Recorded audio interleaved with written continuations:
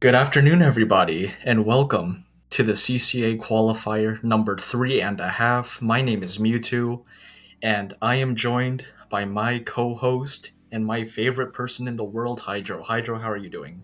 Hi, I'm doing all good, and I'm excited because today it is Qualifier 3, and I think today we're starting off with Division 4, if I remember. Division 4? I think it's Division 4. It is going to be the Meme Machine versus Shadow Warriors. Yeah. Yeah, I'm not very familiar with both of these teams, but I am very familiar with one of these schools, Virginia Commonwealth University. Obviously, VCU has had their place in the CCA for a very, very long time. So I'm excited to see what these, I guess, new bloods can do. Obviously, first match of the day. I think both of these teams are going to have like these first match jitters coming in. I know I would be nervous too, but I think it's the third qualifier, and they should probably already know what they're expecting. And honestly, I'm just really excited for these matches, and I can't wait to see if my parlay can hit. Yeah, and I mean, we're starting it off with a bit of a favorite one or a contested one, I'm not sure. Splat Zone's Robo Ramen. So, Mewtwo, what do you think about this map, real quick? I'm a big fan of Zone's Robo Ramen. I think as a community we generally like it, but honestly, with how the community likes to flip around their opinions day by day, I'm sure it's still considered a good map in mode. Honestly, I'm a big fan of it. Um, but I mean, what are your opinions on it? I personally don't mind playing it at all. I find it a pretty good map. However, it is going to be interesting to see how these teams tackle playing around these choke points and whatnot in Robo Ramen. So I think we're going to be expecting some pretty fun games here today. Me too. Yeah, you made a good point about holding that. How teams can hold that choke point, like especially at the elbow, after one of the teams takes the zone, because that's a very highly contested point of hold for the offensive team. So I'm very excited to see what kind of weapons they're going to use, how they utilize their specials, because I'm going into this like pretty blind to what these teams can do. Yeah, me too. So I have no idea what tricks they decide to pull up their sleeves. I don't know if we're going to see some coordinated play with ink strikes. I don't know if we're going to see any booyah. Like to get that elbow point. What would you use if you were on this map? Probably a reef slider. I think that's just like a All right. classic for zones. Like you said, a booyah bomb, maybe some triple ink strikes. Maybe one of the teams pulls out like a vanilla slosher. That's always a good weapon to choose. Um, Sorry, I'm just looking at my parlay right now. I'm just trying to It's see all what I good. bet on. It's all Uh, good. yep, I said three reef sliders or more. Three resliders. Okay. Hopefully Yeah, we see a few resliders this game. I think it is should be pretty decent on this map. I mean, I don't know how much special power up you need for a one full reef slider flip, but I think it's doable on this map, if I remember correctly. yeah, I hope so too because I put my college tuition on the line. Oh no. And Oh well, hopefully it works out honestly, for you. I'm just really really excited. So as we are getting into the match, I'm very excited. Like I said, to see what both of these teams bring because you never know what kind of weapons these teams will pull out. Maybe they're comfortable with some non-meta weapon selections. But here we go into game number one. What do you see right now, Hydra? I think I see something that I caught my eye. I saw a couple ones. Stamper being, the obvious strong one. However, there is a sploosh on the side of I think that's Meme Machine. If I double check. So we're gonna have some interesting, I guess, rat gameplay on the side of Raz here. On the other side, I do see Nautilus, and I think that's a what is it, Jet Squelcher and whatnot. So already starting off, Raz is already going for the flank here, and kind of making use of an angle, but doesn't quite just pull the trigger just yet. Two go down on the side of, I think that is the machine. And okay, wipeout already, moving fast already. Yeah, that was definitely some good gameplay from Raz. You saw them take out the Nautilus immediately and then wait out the triple ink strikes in the splashdown combo. And now we see the Trizuka coming in from the defensive team. They found the Enzap, which is a really good pick, and they also found the Nautilus, so that takes out a lot of their good painters, and down goes the Jet Squelcher. The last one's the Tenatech, and they are forced to jump out. Alright, so yeah, Mean Machine finally does gets it down to 57. However, that is a pretty decent push. So Shadow Warriors definitely have a chance here now.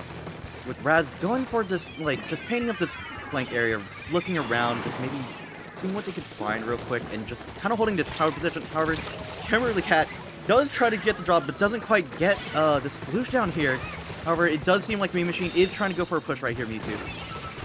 Yes, they are, and it looks like they are going to take the lead, and like we said, Raz just doing so well, unfortunately getting taken out by that bomb, as we see the other members of the Shadow Warriors pushing up onto that choke point that we were talking about in the pregame. We see the Jet Squelcher, they have their special online, but we see the Scamper with the Zipcaster coming in. The Jet Squelcher is forced to push up and use the Splashdown. Are they going to find one? Yes, they do. They find the Scamper. Can they get back into the zone? Their teammates are using triple aim strikes, and looks like the Mean Machine might take back this zone, but no, the Enzap goes down, and it's pretty contested right now, Hydro.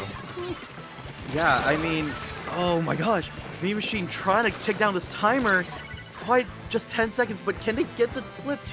Not quite getting the zone. Okay, there we go. Shadow Warriors finally getting the flip on the zone. However, it doesn't look like Mean Machine is gonna let this go uncontested, and just may look like they only get the flip and nothing quite more. So it looks like this is still in favor of Mean Machine. As soon as I say that, it's just this B-shot. So now it seems like Shadow Warriors finally have a good footing in this game now. Yeah, they finally got some good footing. We see the Nautilus throwing point sensors, definitely trying to find the sploosh. I think that should be your first priority, because even though the sploosh doesn't have hammer yet, it's about to, as you see in the top of your screen right now. We see the Jet Squelcher go down. We see the Scamper using Zipcaster 2 go down. It looks like they're gonna take back the zone, but they have a lot of penalty to chip through. A lot of penalty to chip through, but that double from the Scamper is very needed for this situation here. Mean Machine looking for these aggressive angles, finds 3 in front of him, only manages to get 1, even though that is such a good wrap for them that they just take that much attention and just stall this timer out. Shadow Warriors looking to use these strikes to get in, but does get doubled by the Zuka. Double looking here, looking to count down this timer even more. This is looking a little rough for Shadow Warriors right now. Okay, Mean Machine on a rampage right now. Yeah, no. Yeah. Yeah, no, it's over. Both to game 1 and to my college tuition, as we saw Yufa going on an insane kill streak. I hope we could get a replay of that. But Yufa just closing it out for the Mean Machine, taking game 1. I mean, it was pretty contested, but in the end, I mean, just, wow. It was just great individual gameplay from Yufa specifically. You know, shout out to them. Yeah, Yufa, especially in the last, like, 20, 30 seconds, definitely pulled in a lot of the weight with their Zukas and whatnot. And, yeah, I mean, just finding a lot of the picks that they needed just to stop Shadow Warriors just from entering the choke. We mentioned early in the pregame that those specials were going to be one of the biggest points of this map, and we didn't even mention Trizuka. And that kind of thing, well, I mean, we just saw from Yufa just showing how strong of a team they can be. But, Mewtwo, what do you think Shadow Warriors should look into on this upcoming map of Tower Inkblot? Yeah, Tower Inkblot is very interesting because, well, first, the Sploosh can't really... The Sploosh can definitely still rat, but I think without Hammer, they can't really touch the Tower Rider very well. So, obviously, you know, they still need to watch out for the Sploosh, and especially when they have Hammer ready, because, especially in that opening, you know, we noticed that Raz on that Sploosh just ran through Shadow Warriors team. They, you know, and it was just hard because after you lose one person in the opening fight, all the momentum swings towards the 4. So right now, I think, you know, if they do run the Nautilus back for Shadow Warriors, I think they need to play a bit more point sensor heavy. They need to just find any and all areas to throw point sensors, and hopefully one of them can find the Sploosh. I mean, looking at the weapon list from Shadow Warriors right now, they do have a lot of weapons to choose from the looks of it. I do see a Nautilus using that can have point sensors. I'm not sure if I see any other weapon that has point sensor just off the top of my head. But it does look like they have a pretty extensive weapon list. So, I mean, on Tower Inkblot, you have a lot of AoE options that I see on here, such as like Clash Blaster, funny enough. There's some other ones that I'm missing. Headed's not too bad on here, but again, that Nautilus could be a pretty good counter to that Sploosh. You know, with Splatlinks pretty good into Hammer, and you know maybe that point sensor being pretty powerful. So I don't know. What do you think, Mewtwo? I definitely saw S-Blast on the Shadow Warriors weapon list, and we all know how strong that weapon is. The combo with Burst Bomb, Booyah Bomb, the main weapon itself just being incredibly strong. I wouldn't be surprised if I saw that, and I learned my lesson to never make bets about special weapons because they might not even bring it. So I'm just trying to find some change in my couch to gamble because I need to start making all this back now. Hopefully, you find some success there, Mewtwo, as hopefully Shadow Warriors does find an answer to Meme Machine's kind of power and whatnot. Let's see. With that, we are going into Game 2. And on Inkblot, let's see if there's any comp changes. Okay. Yeah. Few. Yeah, I see a custom range blaster. I see the Stamper with Booyah Bomb. The Nautilus came back, but this time for both sides, so I'm very interested about that.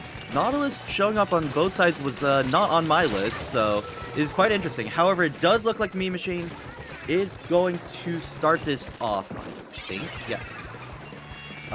And whatnot. So Shadow Warriors does look like they are starting to get the first touch on power, and let's see if they can do something with this. Yeah, for sure. They're definitely going to barrel past this first checkpoint, heading towards the second. We see Kimberly Cat find a nice double there.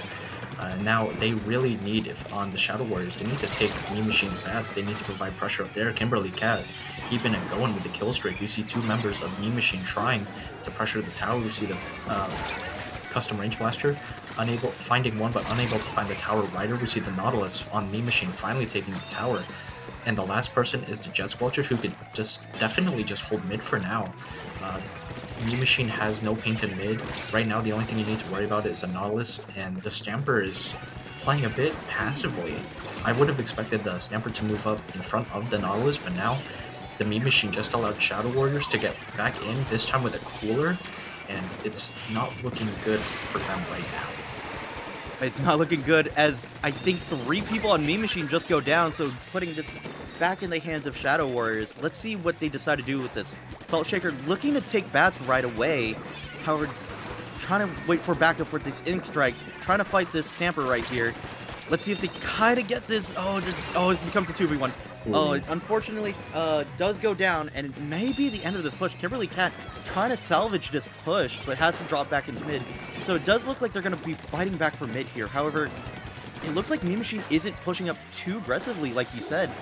That it looks like Shadow Warriors can just kind of hold this mid area while Shadow Warriors just keep building specials and whatnot. I don't know. It seems like Meme Machine is trying to find a way in, and this Kraken might be their ticket. Mewtwo.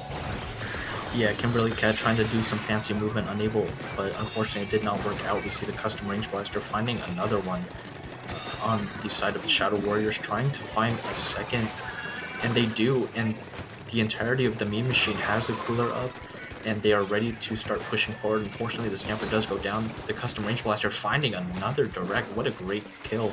And they have their Kraken ready. We see the Nautilus on the side of Shadow Warriors has that rain in a second, but I don't know if they'll be able to use it because of the Kraken that was used, and now the Meme Machine has taken back the lead.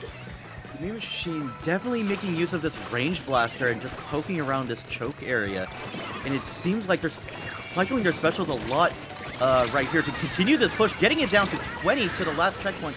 Doesn't quite clear it, but it does seem like the Stamper is going to live in their bats. Shadow Warriors only with 1 player left, having to retreat back into this corner, does end up going down on this side. It does look like Shadow Warriors is fighting to stay into this game here. Me too. Yeah, 11 is a tough score to beat, but it's not impossible. We see the Shadow Warriors finally flushing out all of the members of the meme machine, as we see the custom range blaster back in mid again on that right block. They find the pick on the Nautilus, and looks like the meme machine is just gonna start moving back again. The tower hasn't even reached mid, so the meme machine just has less distance to push, but it looks like, members of Shadow Warriors are trying to take back mid. They find two on the side of the meme machine, but they need to get rid of this custom range blaster now.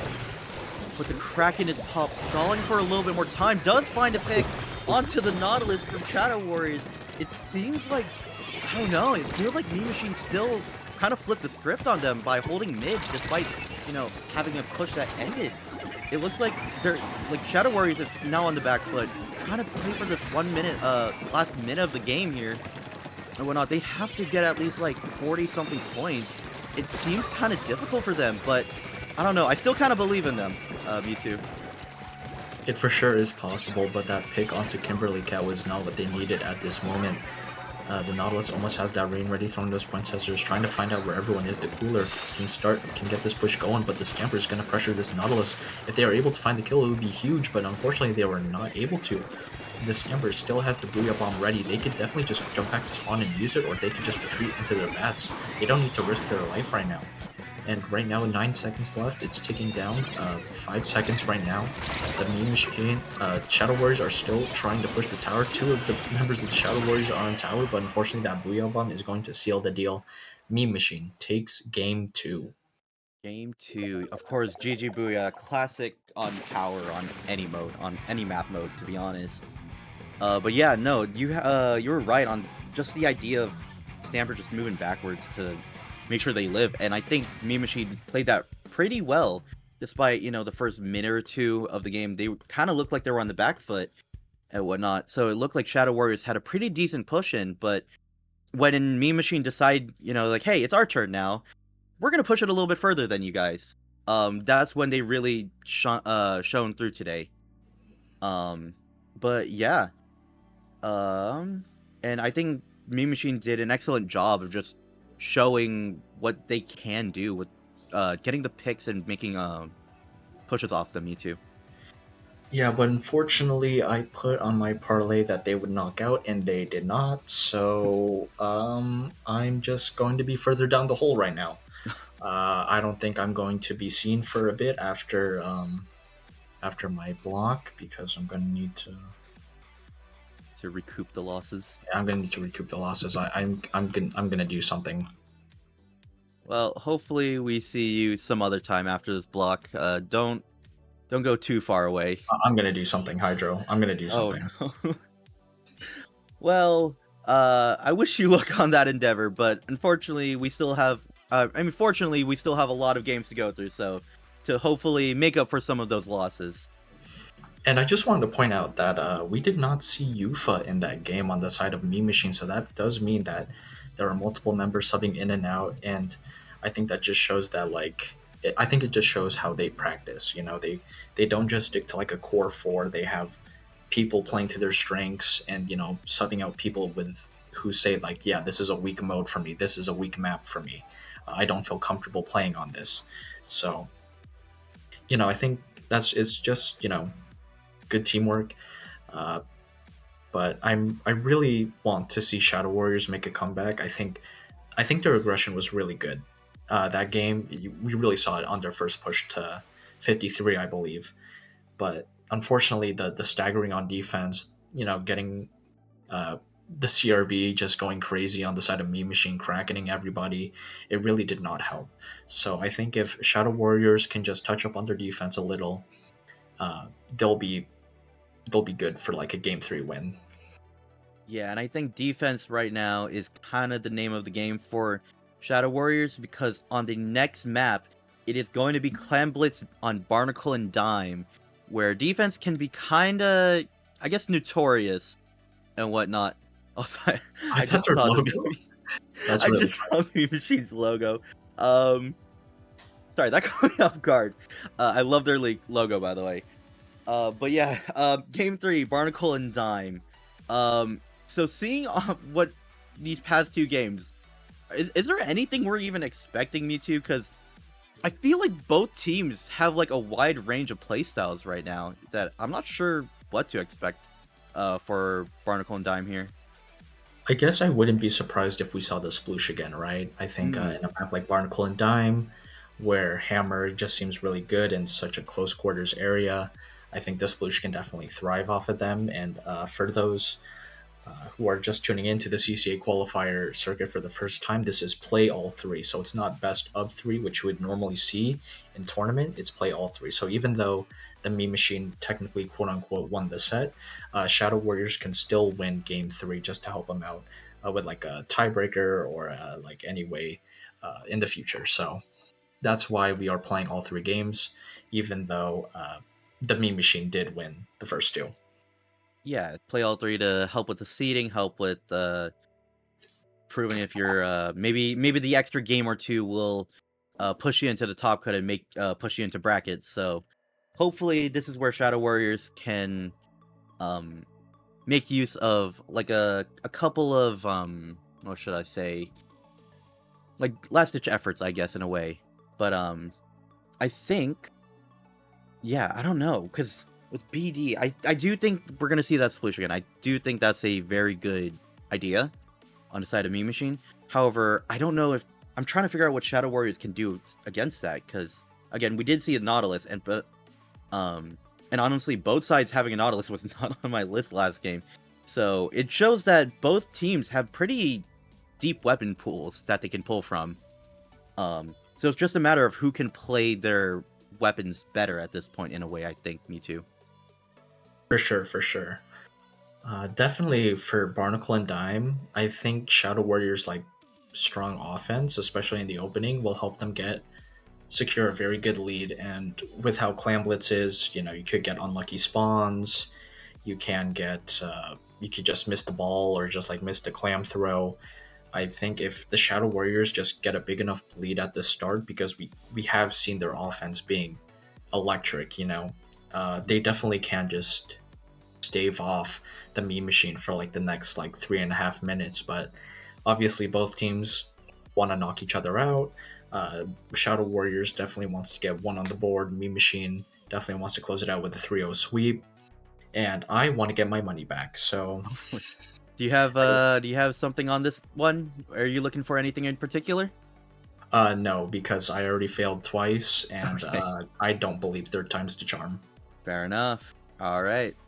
I'm thinking, I don't know, what am I expecting? Again, I don't really know what to expect. I'm mainly just expecting a stamper from Meme Machine, but that's pretty much it. Like, outside of that, I don't think anything really stayed consistent outside of like maybe having a cooler. So and yeah, so we're gonna have to see how that goes. Honestly, I'm just surprised we have seen no pen, no e-leader. You know, you love to see it. We have seen NZAP, but I could tolerate NZAP. But it's very interesting to see how like the kind of backline of choice would be the Jet Squelcher instead of something you would like normally see. Like we haven't even seen besides a Nautilus, we haven't seen like a heavy edit or maybe even a Hydra if someone feeling a bit devious. Yeah, I don't think we're gonna see any Hydra on this map in particular, but yeah, no, you're right that their backline choice have not been as conventional, I guess we could say. And yeah, with NZAP being the, I guess, more popular option of the set, it does open up a lot of options for the backliners or just in range in general. So it's interesting to see how both teams play. Do both teams run NZAP? I didn't quite remember off the top. I believe so. Okay. So it is interesting to see how both teams kind of just play with that idea of like, okay, we have a painting support with cooler, you know, what can we do with this? Do we run specific min lines? Do we run like a certain type of sharker or whatnot? So it's interesting to see how both teams tackle, I wouldn't say the problem of having an NZAP, but like having an NZAP on their team. I definitely think there's going to be a cooler race, you know. just who can get their cooler out the fastest, who can use their cooler most efficiently, because obviously there are times when you want to, if 3 of your teammates are down, I don't think you would want to be popping that cooler for yourself, especially when you're trying to run away from the enemy team. It's, obviously the game sense has to be there as well, on top of mechanical skill and coordinating with your teammates. And everyone just needs to be on the same page. So honestly, going into this game 3, I think the first set nerves of the third and a half qualifiers shaken off by now. So I'm very excited to see. We see Okay. Whoa! Do my eyes deceive me? Is that two heavies and a jet sculpture? I mean, I guess a Nautilus. I guess not. Yeah. So I think what was it? I think Shadow War is going to a much more unconventional comp, but I do enjoy seeing, honestly, all these weapons. Mean Machine looking like I think he went back to their round 1 comp. However, it does look like, I don't know. It is interesting to see the answers that Shadow Warriors have decided to pull out for this game 3. Very interesting. I think they would want to use the range to their advantage, but as I say that, Yufa coming back in with that Trizuka, absolutely melting the mid decav. And we see the Mean Machine just having a tight control onto mid. We see the decav finding one on the side of the Mean Machine, unfortunately getting marked by the point sensor, but they do have that big bubbler ready, the cooler buff. Shadow Warriors are ready to push back in, but unfortunately the decav goes down to a well-hidden placed bomb. Mean Machine does go 2 down, maybe even 3 down hit, so Shadow Warriors does have a chance to maybe move up, but not quite much space is going to be taken as Azuka again, denying any idea or thought of the, Shadow Warriors getting a push here. Pushing goes back to this chat area here, and it seems like we're kind of just at a stalemate and just trading back potential pushes right now, with no one finding quite a lead just yet. Yeah, for sure. Mean Machine does not have a power plant. Now they do with the NZAP holding it. You see the Zipcaster coming in, trying to make an opening. They're trying to find this heavy, and I think they will. They do, and 2 go down on the side of Shadow Warriors.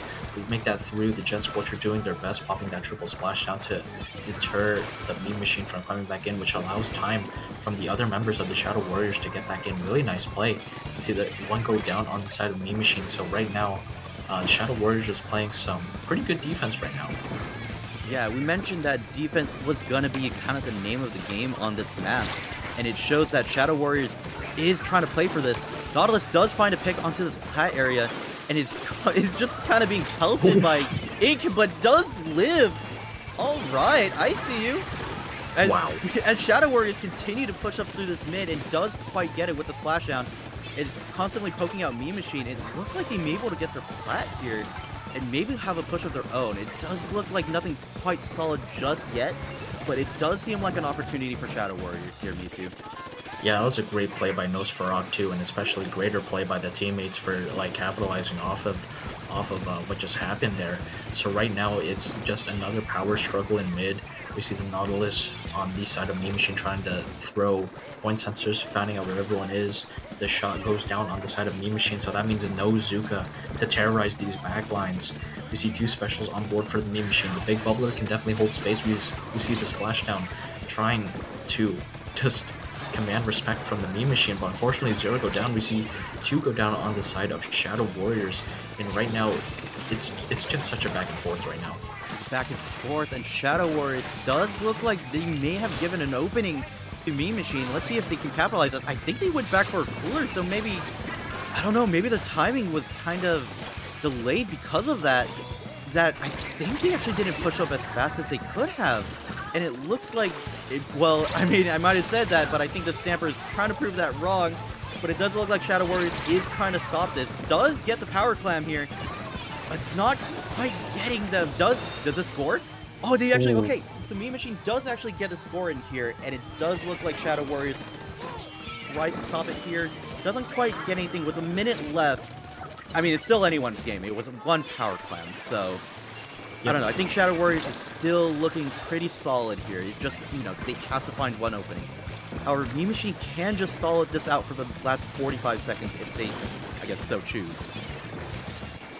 You're right. The Pity Clan is definitely in Shadow Warriors court right now. 3 go down, and now it's time for the Shadow Warriors to push up. And as we see the decav understanding the assignment, we see jumps coming in to the Mean Machine just to try and hold them off. We see the Zap being very weak, still holding onto that power clamp for dear life just in case one of the teammates can slip through. We see the Nautilus finding one on the side of the Shadow Warriors. We see the Zuka coming in. One more shot can potentially take out the last 2 members, but no.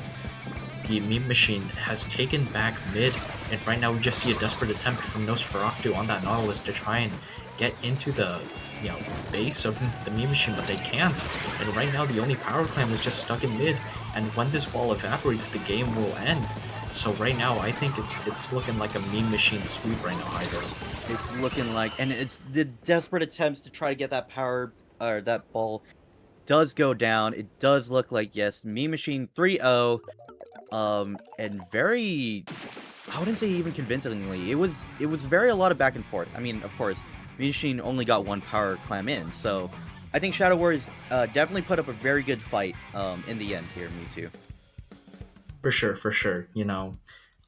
That game just felt very back and forth, like we were talking about. Both teams really couldn't get a foothold in, and it just took 1 power clamp to establish that lead. And the defense on the side of Meme Machine was just greater than Shadow Warriors' last minute offense, so that allowed them to pick up the win, pick up the 3-0.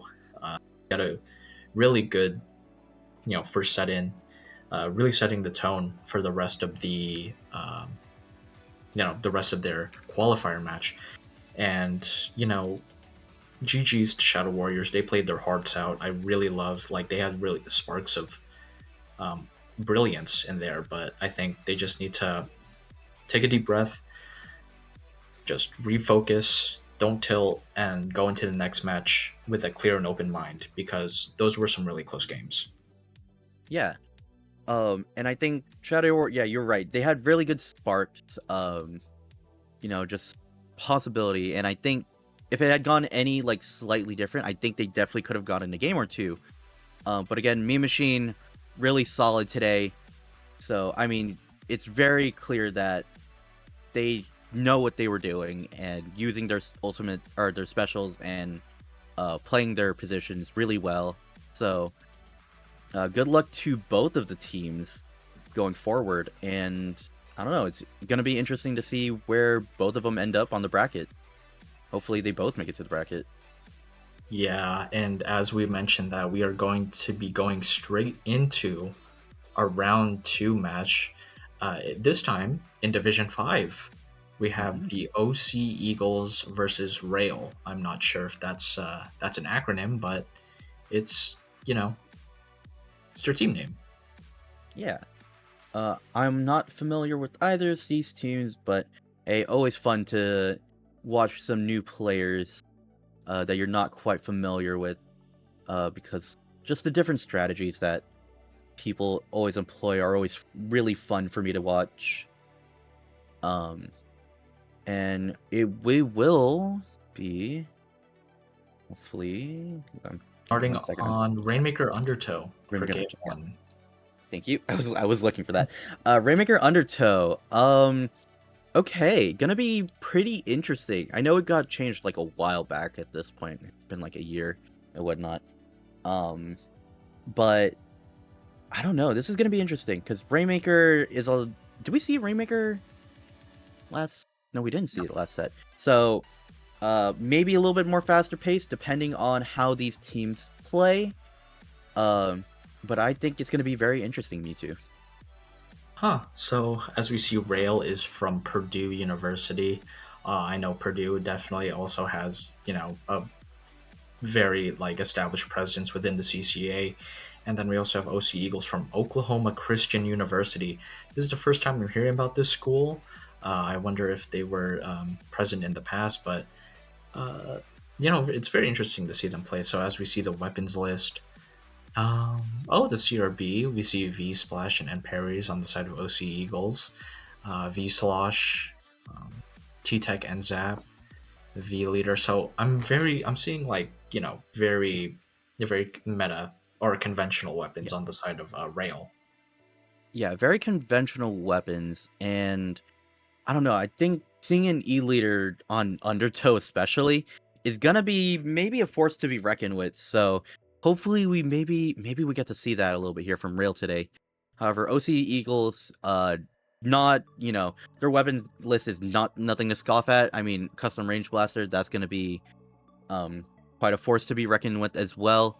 And so is V Splash and N parries. So I'm curious to see if we're gonna see either of those today. V Splash, of course, being the crab monster it is, and Amperies. I feel like Amperies are always just fun to watch here. Mewtwo. Yeah, for sure. I was a big fan of Emperors back in S2, and even though we really haven't been seeing much of Emperors in S3, we've actually been seeing just regular Splat Dualies. Very excited to see what will happen. Like you said, the E-liter definitely such a big problem because on Undertow, it can it could feel like it reaches like half the map at times, and so I think on the side of OC Eagles, you definitely just need to respect the leader if they do choose to play leader. Obviously, they have the Vanilla Hydra. The Vanilla Hydra. I was Mhm. talking about Vanilla Hydra last match, and we see Yeah, the Heavy Edit also on board. So V leader or custom leader is not a guarantee, but that is something OC Eagles needs to keep in the back of their minds. right. Yeah, and I think honestly, Hamster right now is the one that we're very much looking at because, again, their impact on the game right now can vary how both teams play right now. And basically, if OC Eagles can deny the power of a backline on this map, like you said, it feels like a backliner can sometimes hit just halfway across the map, and you're just thinking, how did that hit me? How? Um, so it's gonna be interesting to see how both teams tackle this kind of dynamic that we're gonna hopefully see. I mean, who knows? Maybe they don't even pull out either of them. They're just gonna pull out Head It, and it's gonna be a lot closer of a range than we think. But I think it's gonna be a fun match regardless. Here, Mewtwo. Yeah, of course, and I need to figure out how to maneuver around my $50,000 in debt right now because of gambling. Mm-hmm. Um, I can't pay this off. I need to. Hopefully. I'm gonna do something, man. Anyways, I'm really betting on like a leader showing up, or Okay. because that's what I put down on my parlay. Don't gamble, kids. Happy NFL Sunday for those who celebrate that.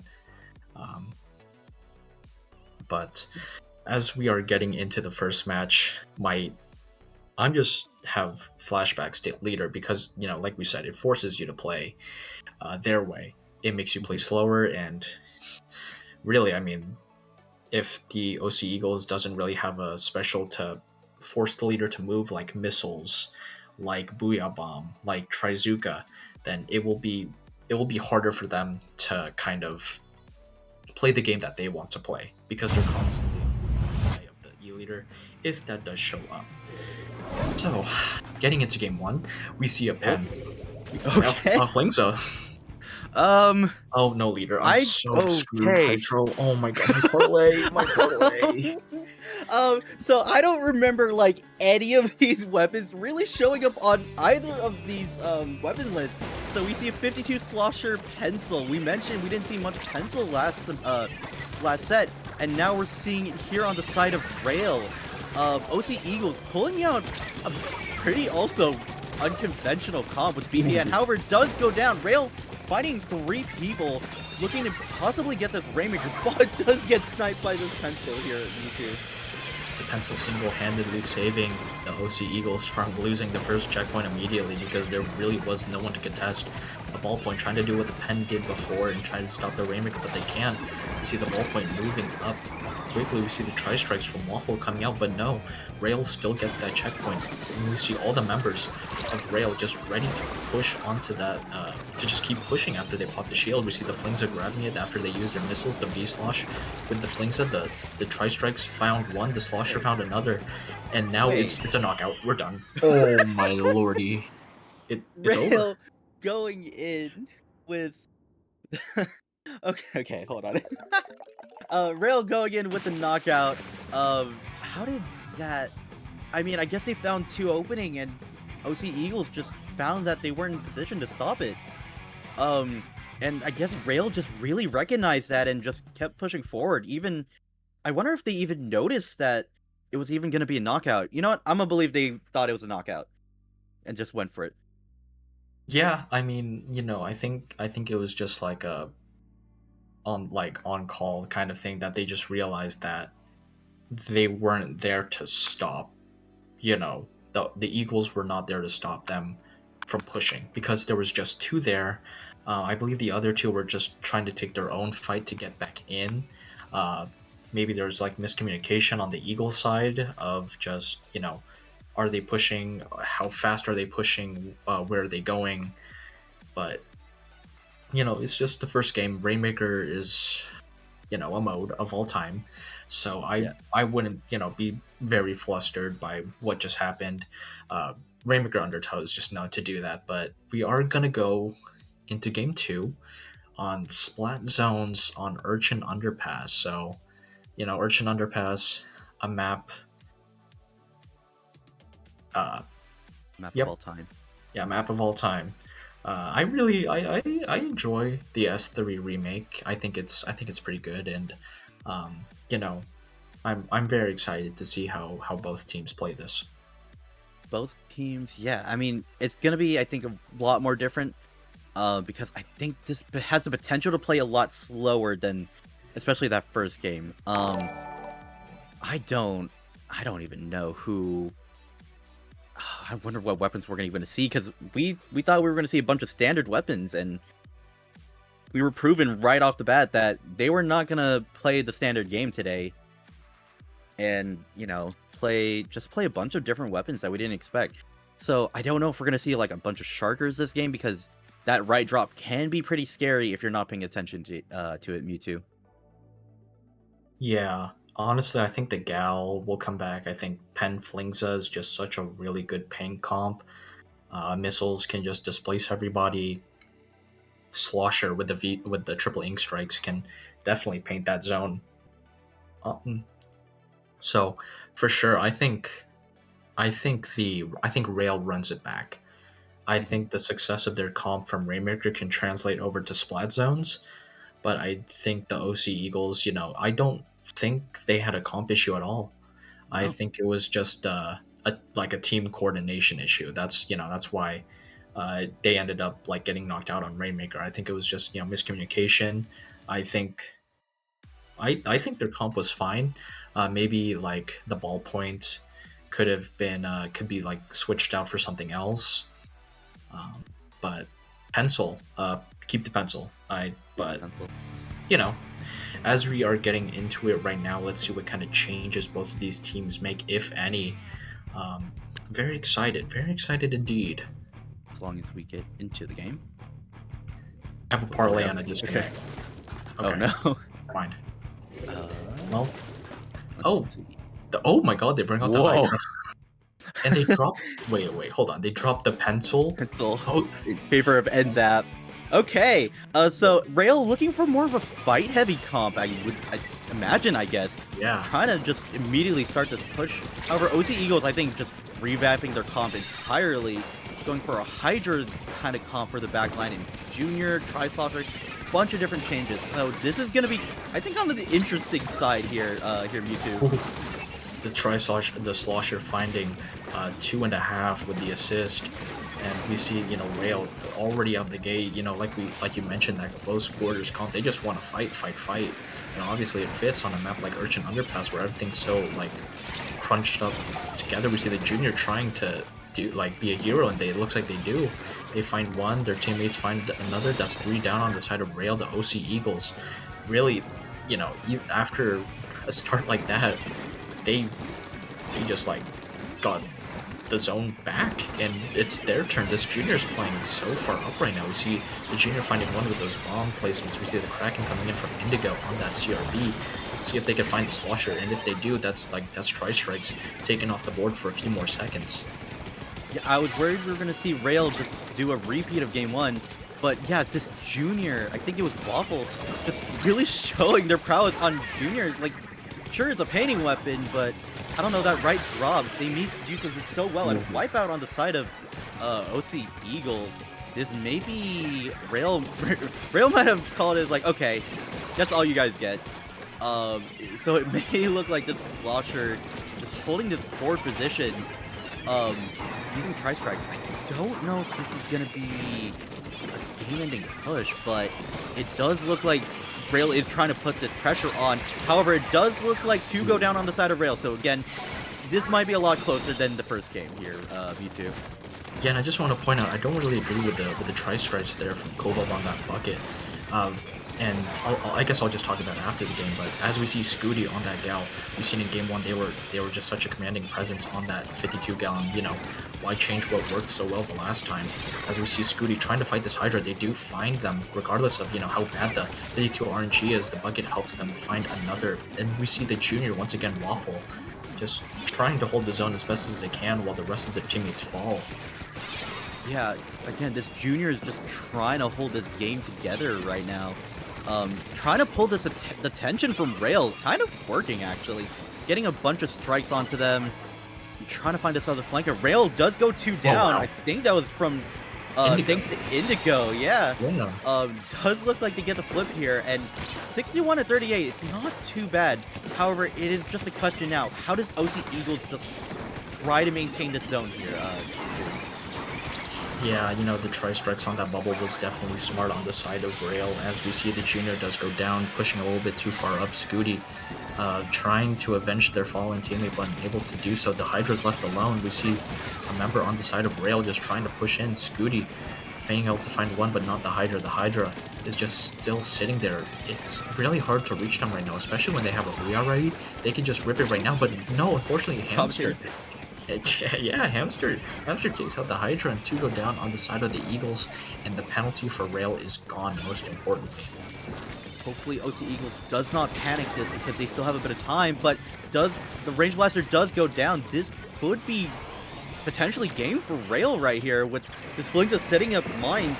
The OC Eagles have one last push, but 3 go down, meaning this might just be the end of the game here, V2. As most people, yep, there's the game, and Rail goes 2-0 in the set right now.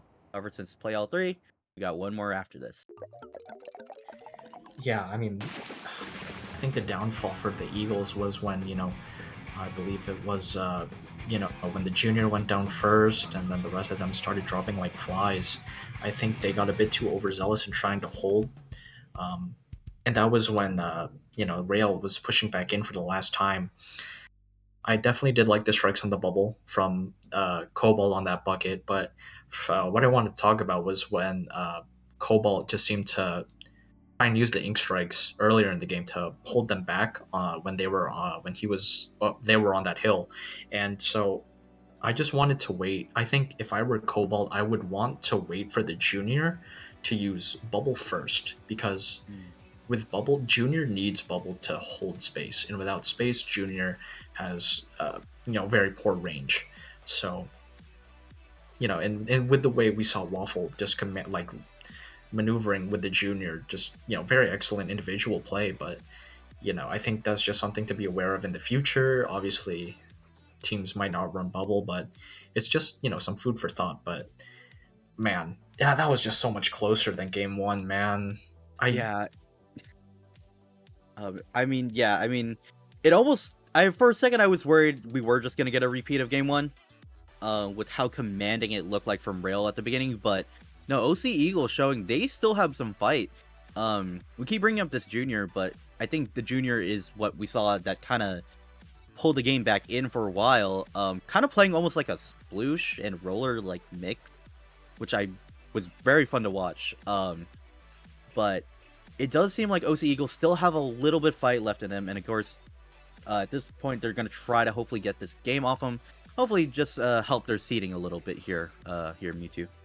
Of course, and going into this last game, Tower Control Manta Maria, that's a game where we're probably going to see bubble, we're probably going to see strikes, we're probably going to see missiles. We might, Scott Scooty, or yeah, might still be on that, 52 gal because of how well it was working. Indigo might still be on that range blaster because of how well that worked. Maybe the Hydra will switch off to another backline. I don't know if we're going to see leader. I'm not sure how well leader it like will be on Manta Maria. Maybe they'll just keep the Hydra for that Booyah Bomb. But I think there's just like definitely if you're Rail, you want to get the 3-0 to help you out with seeding and potential tiebreakers. And if you're OC Eagles, you want to take this game, but more importantly, I guess you want to like take it as like a learning opportunity to just kind of keep moving forward. And if you win, just one game in the set, you could use that as momentum into your next one. Yeah. So keeping your heads up, keeping your mental strong, because it is still going to be a somewhat long day, of course, with how circuits are. So keeping your mental, keeping your head in the game, just like, hey, it was a closer loss, at least compared to the first one. Let's see what we can learn from it, and yeah, just keep moving forward. So I think that's a really good idea, Mewtwo. As we go into Game 3, we do see the pencil. It doesn't look like a whole lot of changes from Rail. Okay. Yes, my parlay. Yes. Your TC. Yes. Hey. All right. Okay. You're slightly less in debt. Yes.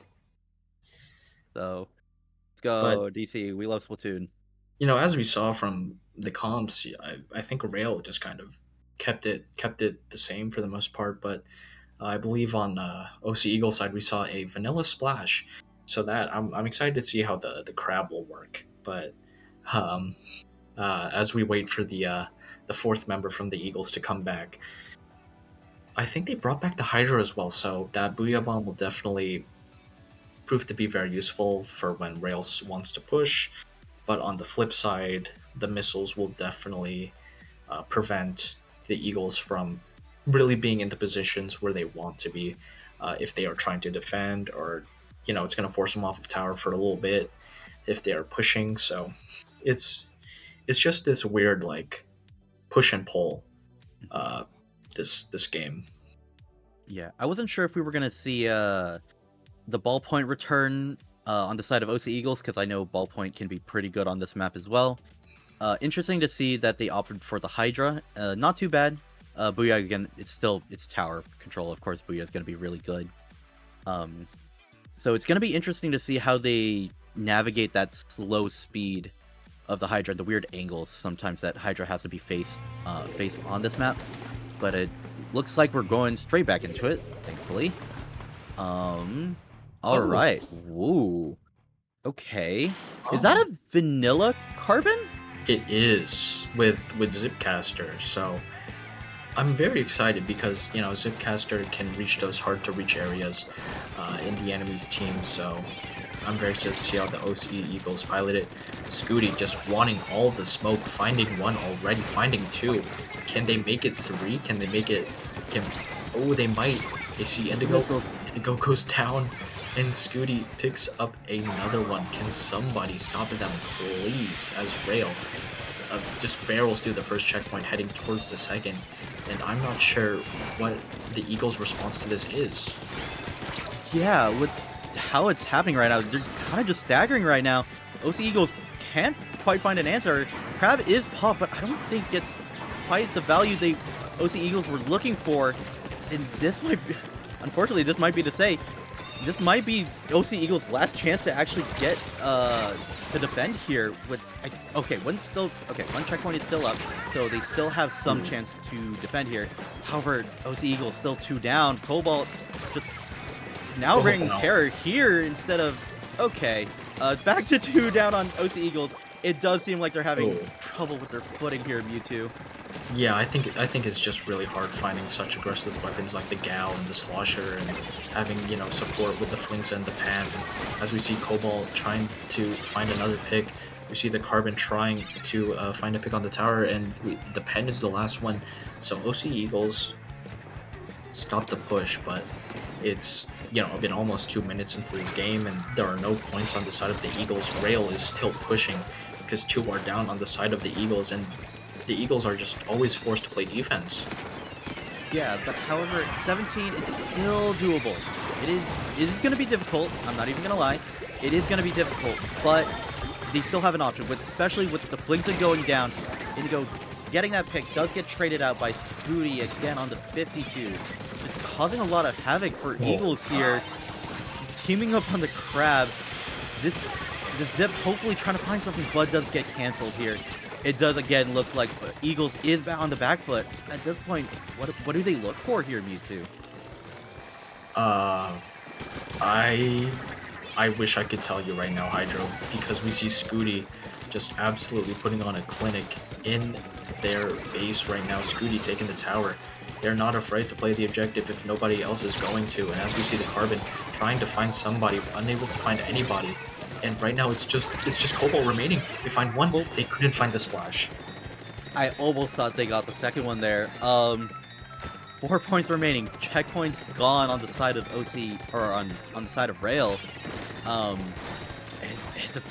That's a tall order for OC Eagles to do here. Crab being popped on the tower.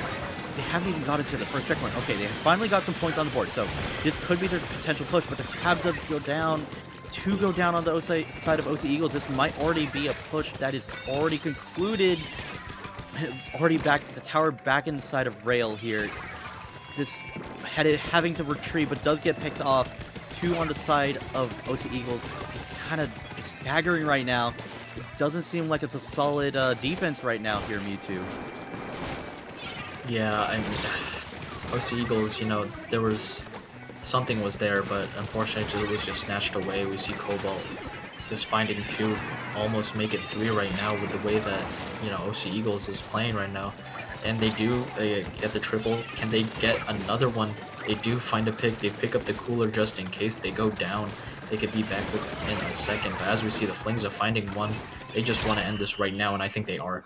And all right, Rail with the 3-0 knockout in each game. It was just a very strong showing. Very strong showing from Rail, but hopefully OC Eagles don't let that deter them, because again, they definitely still had a good showing on a couple of these matches here and showed signs of life, but Rail just in the end just kind of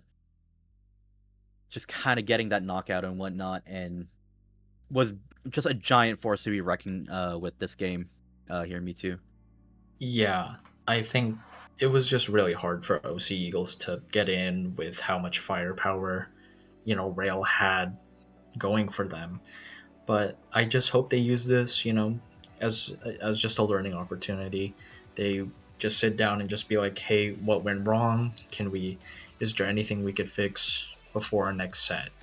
Obviously, getting 3-0'd does not feel good, but I think you just need to keep your chin up, keep moving forward, realize, hey, we could have done this, this, and this, and, just keep going, because there's still more Splatoon to play. Yeah. I think, especially once the circuit's over today, there's some good games there if they decide to VOD review. Maybe take a look back on, see what they could have maybe done a little differently, or just, learn from their mistakes. But right now, like you said, just take it as a learning opportunity, and hopefully there's a lot more Splatoon to play.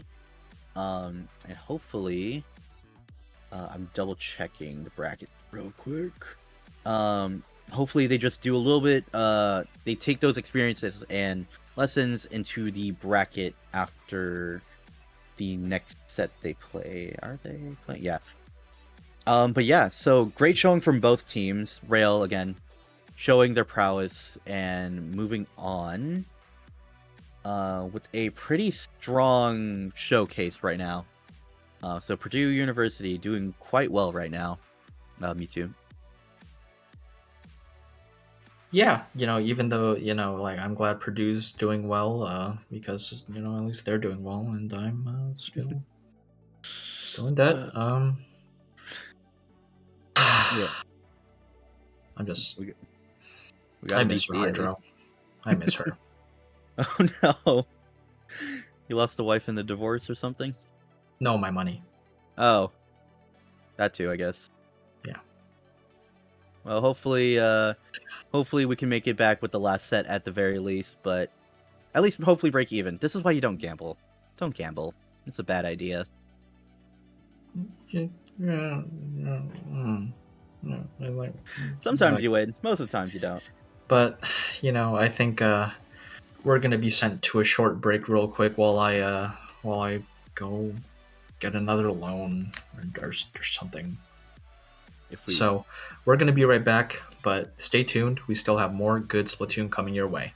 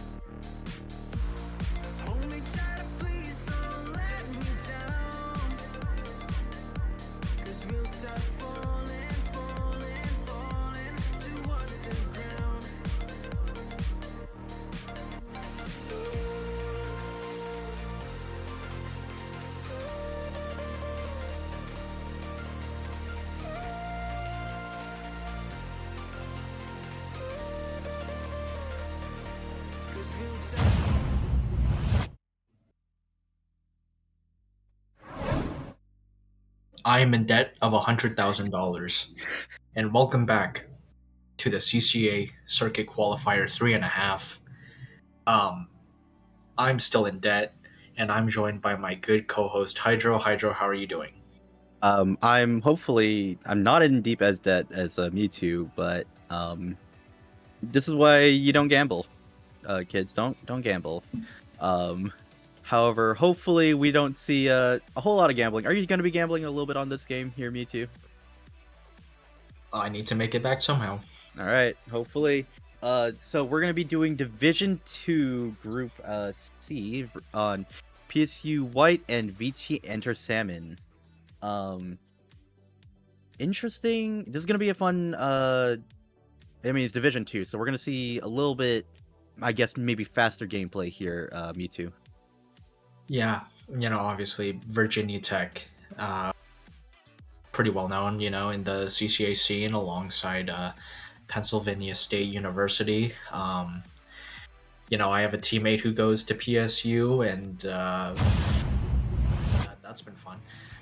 But going into this match, I mean, I'm looking forward to a fun time. Starting off immediately, we see an ink brush coming in from the side of PSU, and VT Enter Salmon. Ooh, X-Splasher? I Vanilla like X-Splasher. this. Comeback X-Splasher too, so it's gonna be a lot more aggressive than it's not a typical backline you see nowadays, so it's gonna be quite interesting. So yeah, a very interesting start. PSU already going one down. It doesn't seem like much has happened though, so kind of just is a stalemate right now. Both teams kind of trying to find any form of opening. This Dooley's trying to make something happen here, doesn't quite get it, and has to retreat now because 2 down on the side of PSU White. Does find a pick on the way out, and yeah, great start to the game already, 30 seconds in. PSU made a ball. That's obviously, more progress made than VT Enter Salmon, but unfortunately, to go down on the side of PSU, make that 3. The last one's to Stamper, who can't really reach the ball in time because there are 3 members of Virginia Tech just guarding it right now, so... but now VT has their own ball. PSU does not, so it's kind of like a role reversal. We see the Dooley's already pushing in with that triple splashdown, finding 2 before the Booyah Bomb can go off. Find a 3rd. Make it 3, and right now it's just it's so free right now for Virginia Tech. Virginia Tech getting a wipeout, and with this whale, gonna immediately pop it. Does hold it back. I don't know if they have any more clamps to cycle this in though.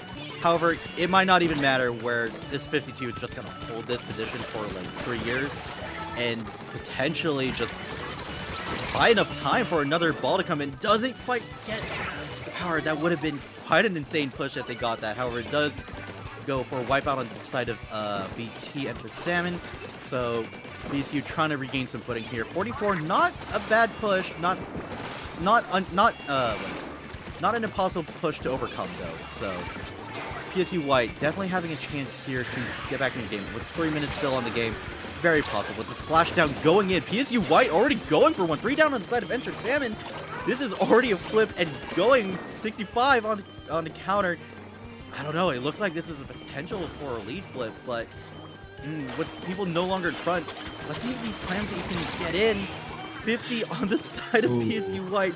Not quite getting it. It does seem like a push is done on the side of PSU White. So, man, quite an even push for both sides here, Mewtwo. Yeah, very good push, on the side of PSU White. Even though you didn't get the lead, you still got points on the board. Right now, Dooley's trading to go down on the side of VT Enter Salmon. Rich picks up the pity clam. I'm not sure if that was the smartest play, because if they throw it back, so maybe they just want that passive special gauge filling, but one goes down on the side of PSU White. You see the Booyah coming in from PSU. You also see the Trizuka, the triple splashdown, punishing that Booyah bomb. But, it's just another stalemate right now. 2 down on PSU White, 1 coming back from spawn. And right now I think VT Enter Salmon is just trying to find a way back into mid, but I'm not sure if they could do it with that triple splashdown finding 2. Make it 3. Triple splashdown fighting 2 and getting the whale. I mean, this is the opportunity that PSU kind of need, but it does seem like they were stopped. They broke the barrier. Wait, hold on. What is happening here? I mean, okay, so PSU managed to find a couple picks here, but not quite finding any more things to score here. It does seem like VT Enter Salmon does manage to defend it fairly well. Only the penalty kind of just being scored down here. So unfortunately, PSU White could have had a chance to lead swap here, but doesn't quite get it. Does look like VT Enter Salmon is trying to make a push of their own. However, it does look like 2 go down on the side of Enter Salmon. But it does seem like they're trading picks back and forth here, so it does look like apparently it's a stalemate here, Mewtwo. Yeah, VT Enter Salmon tried to get more points on the board, but PSU White is just playing some phenomenal defense right now. And we see the Trizuka ready and the Killer Whale ready on the side of PSU White. I want to see how they can kind of chain these specials together to make an opening. As we see the triple splashdown on deck as well, we see all 4 members of VT Tech in mid. No one finds the one goes down to triple splashdown from PSU White, but 1 goes down, 2 go down on the side of PSU White. Wow. And 2 go down on the side of VT Tech, but unfortunately another one goes down on the side of PSU White. I saw the idea with the triple splashdown, but I guess it was just a little too late. As we see the last one's Rin, we see people jumping to Rin in mid. We see the jump go down. That was the explosion that jumped. I was very confused, but as we see PSU White, 3 down. They do not have a power clam yet. I think they are about to make one. Scamper makes one, and we're gonna be heading into overtime, Hydro. Overtime with 2 downs on the side of PSU White. They're having their retreat, hopefully keep this power clam alive, because so far this is the only one they have right now. They have been able to chance to get any more clams outside of it. 2 down on the side of PSU White. This is gonna be hard for them to push, with them being still stuck on their. Wait. Oh my goodness. Oh my gosh. I was gonna say, I was like, I don't know if anyone's there. Hold on. Does this? Oh! Wait! Got the lead! PSU won! Okay, this is hopefully a great telling of what may happen during the set, as by 1 point, PSU White takes the lead and gets game 1? YouTube? Is that right? Yeah, I mean, they took out the person from VT Tech guarding the ball, and I think it was the Ink Brush that had, the mobility speed to get to the basket in time, even though there was less than 5 seconds left on that timer in overtime. That I'm sure Okay. I'm sure one of the players clipped that, and we'll be seeing that on Twitter later as we see the replay. This was at the beginning of the game when after PSU White was kind of wiped out by VT Tech. The triple splashdown that was so good, and Rich finding the double on the triple with those Empire dualies, and the start of VT Tech's push. Yeah, there was only 1 push, I think, on the side of VT Enter Salmon, and it was a really good lead, as it almost won them the game entirely. But just PSU White, just multiple pushes at the end, in the later half of the game, where it kind of just won them the game. And man, it was really hard to tell what was gonna happen, and PSU just decided to Hail Mary that ending push, and I kind of thought it was kind of game over when they couldn't quite get it the first time, but the Brush finding an angle there and getting the lead, I didn't even know, is that gonna be, that wasn't enough. It just by 1, and oh boy. But yeah, hopefully, if this is the setting that the precedent we're setting for the game, Rainmaker Scorch is gonna be an interesting map mode to see both of these teams play here, Mewtwo. For sure. I know PSU has this weird obsession with ink brushes. So I'm wondering if they're just gonna keep pulling that out. I don't know if that brush player is a brush 1 trick, but other than that, VT Enter Salmon, I think they have a really good comp moving forward. Splashdown from the end parries to pop the Rainmaker. We have the end zap. Maybe switch out the Explosher for something else. But as we're going into game 2, that's a Dynamo. What? Ooh. What is okay? That's a Dynamo. What? So VT Enter Salmon keeping a similar comp to the previous game, switching up their abilities on the Explo. However, the big thing here, Dynamo on the side of PSU White. Octobrush, Oh god, wait, yeah. So bunch of team comp changes on the side of PSU White, but it's working for them as 3 go down on the side of VT Salmon. This may be the potential check here as Dynamo jumps in, does quite get the check here, and 2 go down on the side of Enter Salmon. This might be potentially even more. However, it does look like PSU does go down here. So there's a Dynamo flanking. Dynamo is flanking. So, okay. Yeah, with the Rainmaker in the hands and bubble, 2 go down on the side of Enter Salmon. This is potential lead points here. 38 on the side of PSU White. This might be a dead push. No, maybe not. There's 3 people behind the Rainmaker here. Yeah. The Explosion can definitely stop it with a combination of Rain and its main weapon, but you know, I think PSU can. Oh, they are not happy with that push. They decided to push it a few points more, and we saw the shot coming in from the side. Oh, and we see the brush, and the Dynamo still there behind pop that cooler, as you see in the far right corner of your screen. Just what? It's working. If you're PSU, even just keeping it here is such a good thing. Just stalling for time. Oh, it's not over. It's not done. Fighting jumps. Like it seems like this might be a done push. No. PSU White take game 2 on Rainmaker Scorch with the Dynamo.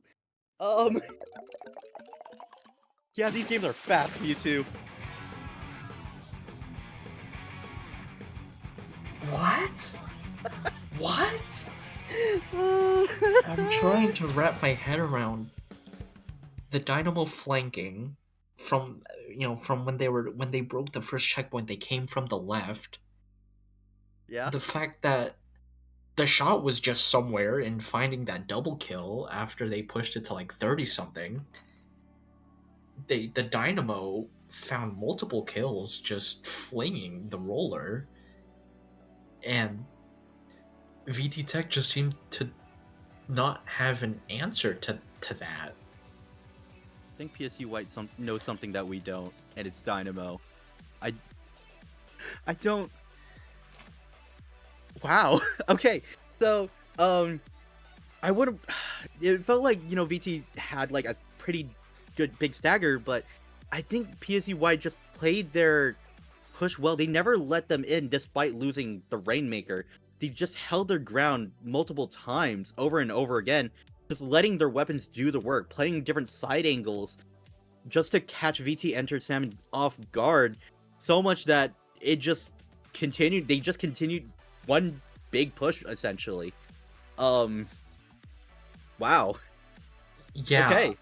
Yeah, I understand that they had like a lot of range, like the Dynamo, its vertical flick can reach very far. The Decav can outrange a lot of the shooters on VT Tech. The only thing VT Tech really had to offer in terms of range was the Explosion. So I mean, the Explosion couldn't really touch the Dynamo. So it just kind of gave a lot of real estate to PSU White to just kind of keep going. And the Octobrush coming in, the shot coming in for like cleanup and doing this and that with their specials. And after, PSU won the starting fight and it kept going. And as we're going into game 3, we see a little bit of a change up on the side of VT Enter Salmon. VT Enter Salmon pulling out the Dapple Dualies. Of course, I guess that makes sense. It is zones. PSU White sticking with the Dynamo. After last showing, I'm kind of excited to see it again. However, PSU White does go 2 down immediately. And this Octobrush with VT Enter Salmon. Ooh. Okay, VT Enter Salmon going 3 down, so making this basically a stalemate. While Rich does try to jump in and does try to find something, it does go to the side of PSU White here. So right now, kind of an even game so far, but let's see if PSU White can find some picks with specials, as it seems like the Defend is trying to just get back in here with their own specials. Let's see, 3 down on the side of VT Enter Salmon. It's not looking rough because PSU White also went 2 down here, Mewtwo. Yeah, it's not rough. Obviously, Dynamo is nowhere near its cooler right now. But unfortunately, Wayne does go down on VT Enter Sam. The Buckets trying to do their best to just get a way in, and it looks like they do. They found two, they found three, but unfortunately the Dapple Dualies just kind of used up the Reef Slider for pretty much nothing right now. But as we see, Tri-Slosher has those ink strikes ready to pressure that PSU. They just want to apply as much pressure as they can, especially to these long-range demons like the Dynamo. We see the triple splash down coming in. We see all these specials coming in from PSU Blue, and it looks like they are going to be taking back that zone. Yeah, PSU White managing to get back to zone here. 44 to 62, not too bad on either side, to be honest. Both very competitive still, with Reef Slider online, does go for the back of the zone, doesn't quite find anyone, but does at least manage to stop the timer here. Rich trying to find someone, but does get taken out by this Dynamo here. This Dynamo is kind of just causing havoc now with his giant AoEs on these stacks. BT enters Salmon, going 2 down again, having a hard time with the penalty gone for PSU White. I don't know, they're taking down the timer a little bit more here, Mewtwo. Yeah, I think VT Enter Salmon needs to get away from that ledge at snipe. The PSU White just has so many sharking options for that. They just need to get away from any ledge in general, because the Dynamo, the Octo Brush, can just pressure, but even then the Trizuka can just naturally get, like, find picks. But as we see, VT Enter Salmon needs to find the zone right now, and looks like they are going to. We see the Tri-Slosher using those triple ink strikes. It's a wipeout on PSU White. So, VT Enter Salmon has time to breathe. They don't have much penalty. The Range Blaster throws its Wave Breaker down. But I'm very nervous to see, what PSU White has to offer on the offense. Yeah, with the timer finally ticking down for VT Enter Salmon, this Blaster just trying to wall it off. However, they go 2 down with this bullet just breaking into pieces now with the wipeout on the side of VT Enter Salmon. This penalty might go down pretty quickly. However, the specials are being used on the side of PSU White, so it may be possible that if Enter Salmon have their own specials, they can push back here if need to. Yeah, for sure, but the Range Blaster going down is something you don't want to see. The Tri-Slosher no mirror, that's triple ink strikes, they go down to the brush to make that 2. And we see VT Enter Salmon just really finding a hard time trying to get back into Dynamo, not making it any easier for them. And 10 seconds on the penalty timer. It's looking like Rapstar, no specials on board that can help them cap the zone. VT Tech cannot get back to the zone in time, and PSU White taking a dominant 3-0 over VT Enter Salmon. You say it's dominant, but I would like to make the counter argument that, well, actually no, maybe the second and third game it probably felt a lot more dominant, but I don't know, it felt like they still had a lot of fight with him. I mean, even in that last game, for the first half of the game, it was still pretty back and forth.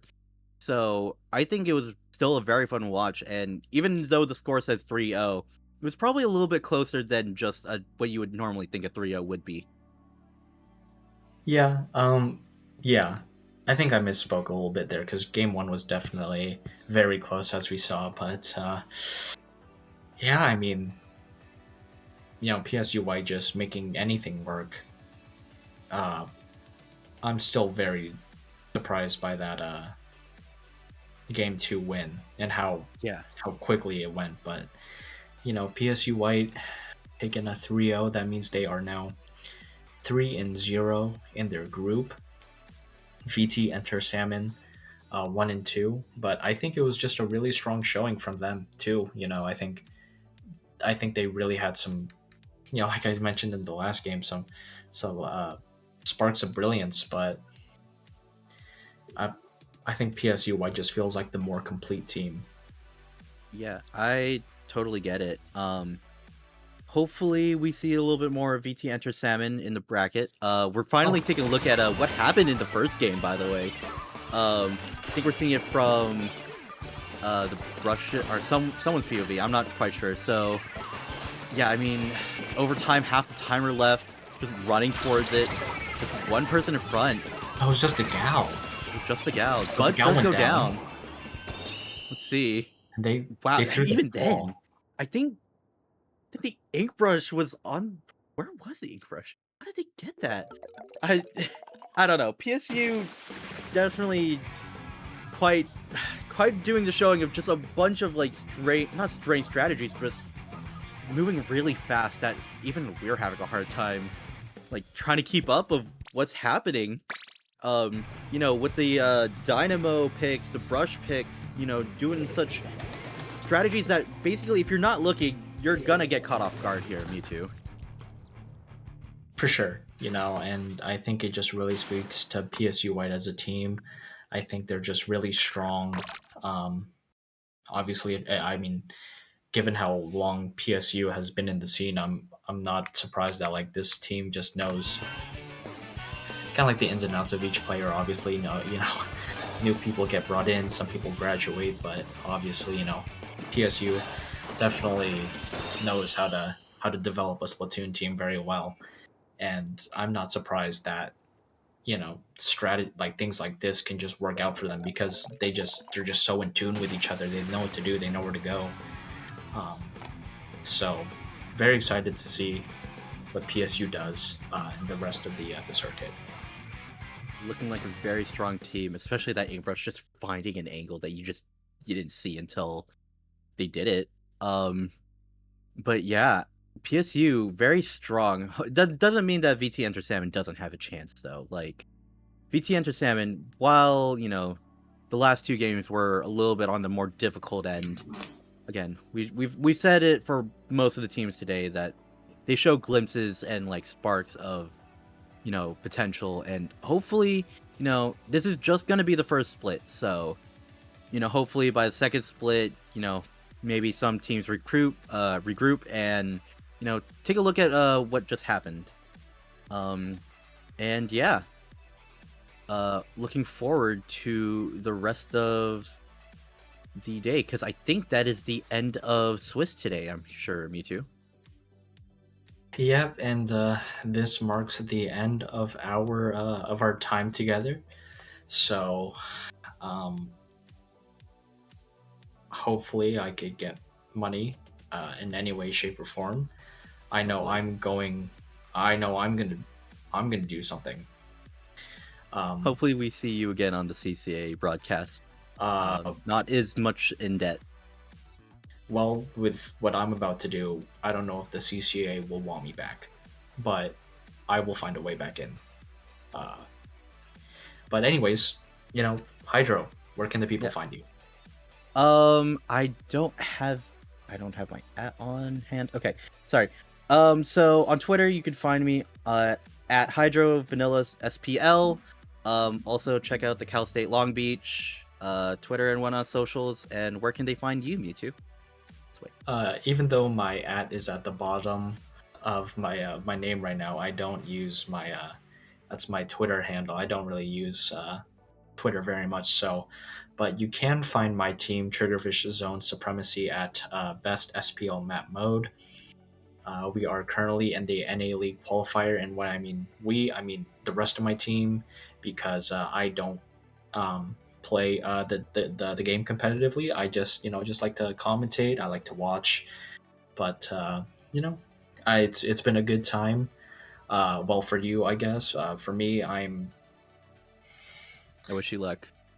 Thank you. But yeah, I mean, yeah, I know I hope the rest of the games will be just as interesting as ours. Stay tuned later for more CCA.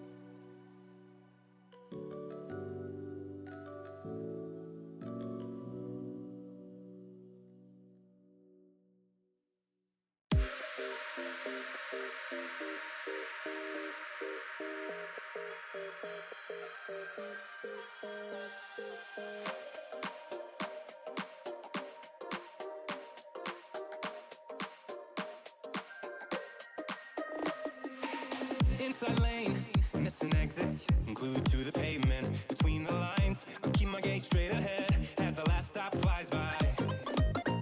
No more waiting for the gun to fire, no more walking through revolving doors. I've gone around once, and I don't need to go around anymore. Break away, forget your sober case. Stop dwelling on empty words, stop stalling in the doorway, and cancel the cruise control. Switch it in the manual, don't you wanna feel right?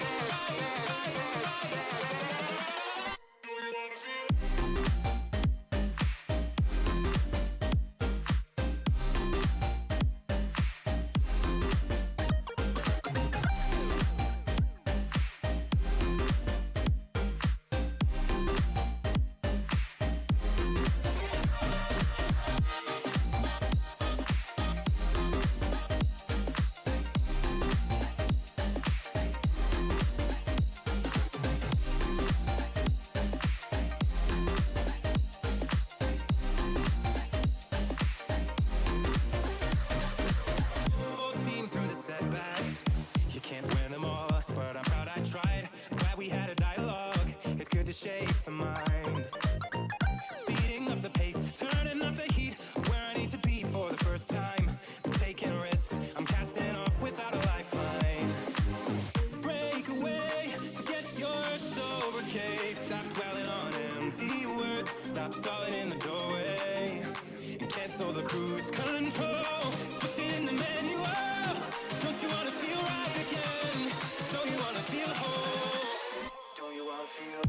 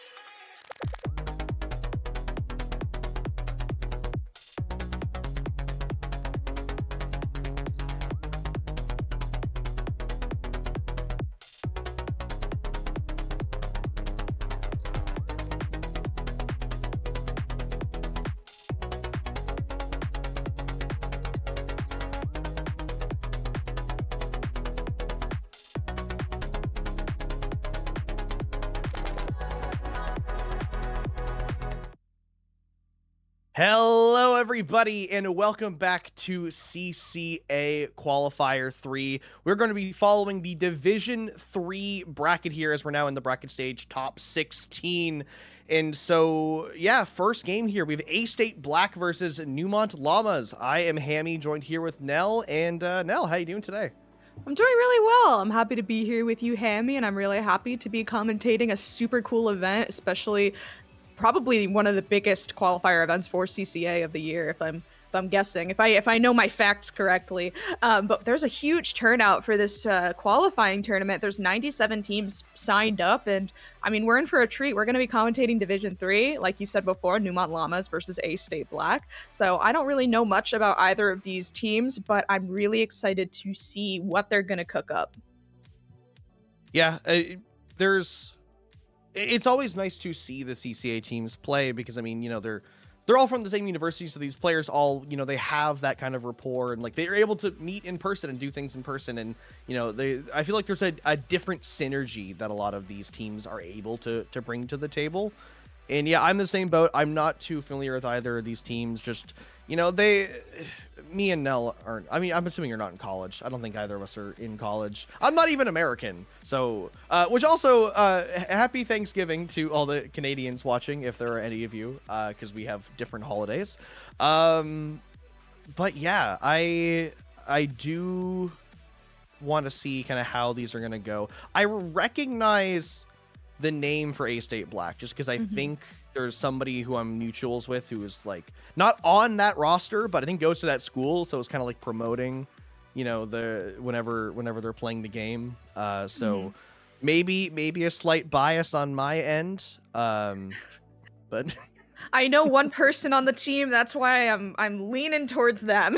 They're not even on the team. They just have promoted. They play. I mean, a vouch is pretty much all you need. A good word of mouth is fantastic. But I mean, we are going to be getting into it shortly. We're kind of just hashing out the room right now. But I mean, Neumont College of Computer Science. That's kind of an epic name, actually. They're smarter than I'll ever be. I did go to college. I majored in theater. So if that tells you anything about me, I graduated in 2021, so I never got the chance to play CCA. So, I mean, I'm kind of envious of these people that, like you said, they are able to kind of hang out and be with each other, and they have that vibe. They got that vibe. So, we are going to get right into it. Tower control on Hagglefish Market. Once it loads. Hagglefish Tower, if it will load, you know, get a nice aerial view of the map and what's to come here. Now already we are seeing a couple interesting weapon mix on both sides. I know there's a headed on the side of Neumont Llamas, so of course Nell's probably excited to see that. I'm kind of excited about this A-State Black comp though, bringing the Tri-Stringer in, also the Brush and the Tri-Slosher, just a very a lot of threes over there with a lot of tri names. I definitely think that Neumont Llamas have a very aggressive comp. I want to be able to see that really come to fruition here. I mean, I spoke a little bit too soon. Albie is here on the ink brush, just kind of making a mess of A-State Black's little plat area. However, the map is mostly blue, and the tower is marching towards its first checkpoint, so it doesn't seem like that aggressive frontline comp is going to do much right now. It seems like A-State Black has this first checkpoint in their pocket here, as we are kind of marching towards the second checkpoint. We really are going to be needing to see some kind of safe backup plan here as 3 go down, unfortunately, but the specials are still on the board because of the tactical alert. Yeah, it's a great opening push for A-State Black. It gives them a nice safety net going forward in this game, you know, getting only 1 checkpoint, but getting a nice amount of points. You know, there's a bit of a choke there at that point of the map, so they should be able to hold it out fairly well, especially if they're able to just get all the picks. Albeit, once again, just going for like the far flank by themselves, hoping they get value out of it. It does get shut down by Apple U, which will allow A-State Black just to, you know, once again push up. They have some sodas out, they have the Kraken, they have the ability to get the picks, but Neumont Llamas just shut it down relatively unscathed.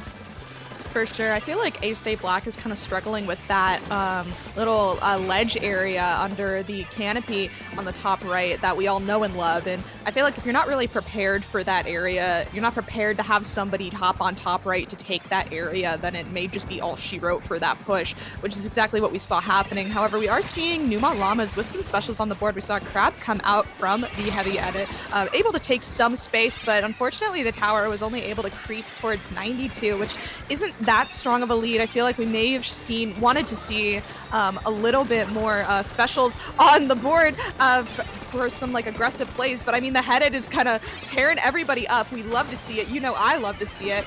They got 2, and now they are looking for the 3rd as they are really trying to get the tower to this checkpoint.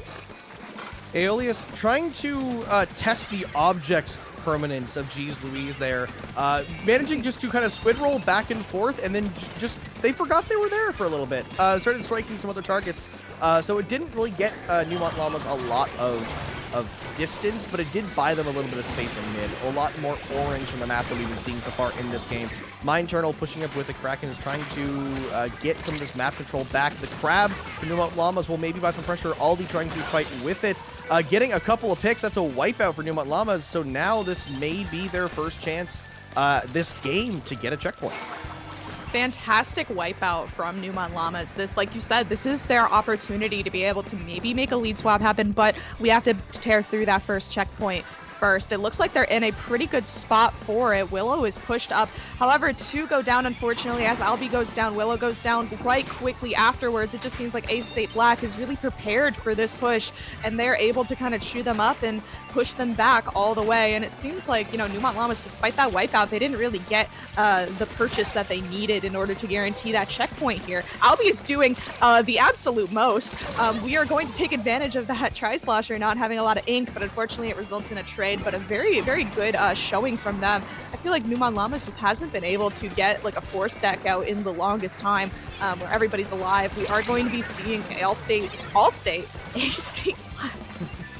You know what? My mind's on insurance. I'm too old. Yeah, not all states, just a state. Just one of them is Ace State Black. And what we're seeing from Neumont Llamas is they're getting a lot of valuable plays in the wrong positions. When they're getting wipeouts, when they're getting 2-for-1 trades, they're doing it when the tower is already in their half of the map. So Ace State Black have ample time to get back on the defense. So we need Neumont Llamas to win these engagements when the tower's in a position such as here on the first checkpoint. We do see 1 go down, but there's only 2 players left on Neumont Llamas. Willow will go down to the whale, but the jump will come in, maybe be able to get some value out of it. Yes, they will. The Neumont Llamas are still pushing slightly forward, but there's a lot of contention on this tower. Ace State Black do not want to lose this lead. They were less than 10 points away from things getting a little dicey there, but Ace State Black with 10 seconds left now are looking to close this game out. For sure. I mean, like you said, it just seems like Neumont Llamas kind of had the right plays at the wrong place, and that's the wipeout to solidify the win for Ace State Black. This is going to be a best of 3, so Neumont Llamas will have an opportunity to kind of take the set back if they're able to get the second game under their belt, which I do think they may, depending on the map mode. But I mean, with tower control, you really need to kind of take the fights to the place that you need them to be taken. I loved the plays from the Brush player. I just feel like they were kind of taken in parts of the map that didn't really matter much when nobody is pushing the tower, which is a difficult balance to strike. It's really difficult. But Ace State Black, they held firm and they had a really good handle on that game state. Yeah, and you know, like I said, is whenever they lost those engagements and they did get wiped, they did go down, they had so much wiggle room. They had that early lead. They had the physical map space to get back in time before that first checkpoint. And so maybe going into our next game here, Clam Blitz on Robo Ramen, Neumont Llamas, they might be able to make something happen here. There's no checkpoints to worry about. You know, there's no...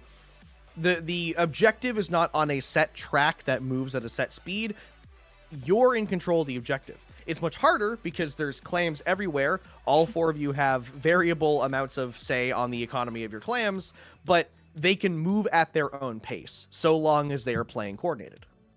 For sure, and I do think that Neumont Llamas kind of has the favorable comp, in my opinion, for that type of aggressive, scrappiness that know and love from Clam Blitz, especially on this type of map. I feel like a brush can really do a lot of damage here if they're able to sneak past that defense, especially if they take a cheeky little right flank instead of the main ramp way to get to the basket. We aren't going to be seeing many comp changes here. We're going to stick with the Tri-Slosher Nouveau on the side of A State Black. I do like that pick for them. I feel like it kind of really engages the frontliners of that team, especially the Octo Brush. Love seeing all the brushes today. But as we get into it, the game state is just pretty neutral. However, there are a lot of clams already in the pockets of both teams. And here we see Albi already doing ink brush things, going straight back behind A State Black. We did see them do that last game that didn't really work out in their favor in the early stages, so looking to kind of adapt to how they played it first game. They do get a pick with the Whale. They had some support from a teammate, I believe Willow. They will go down, but Albi will actually get a clam in there, so great opening flank from Albi to get a couple points on the board. Not as much as Neumont Llamas might have wanted, but if they can hold the map control from this push and keep the game state in their favor, then this gets them a lot more.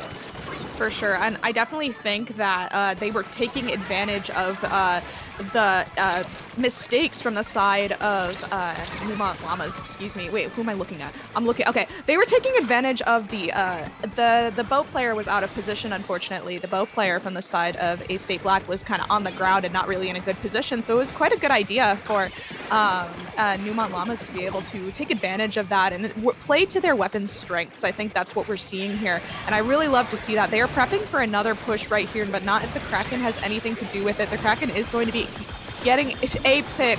Unfortunately, the Greats are not going to fruit in any other picks for them, but it does push them back and prevent Neumont Llamas from moving forward with another push. Yeah, and that's what they kind of need right now, is just be able to prevent the team from making that push. You know, kind of do the same strategy that A State Black had in game one, where you get that early lead and you try to keep it as long as possible. We never saw them extend that lead the entire game.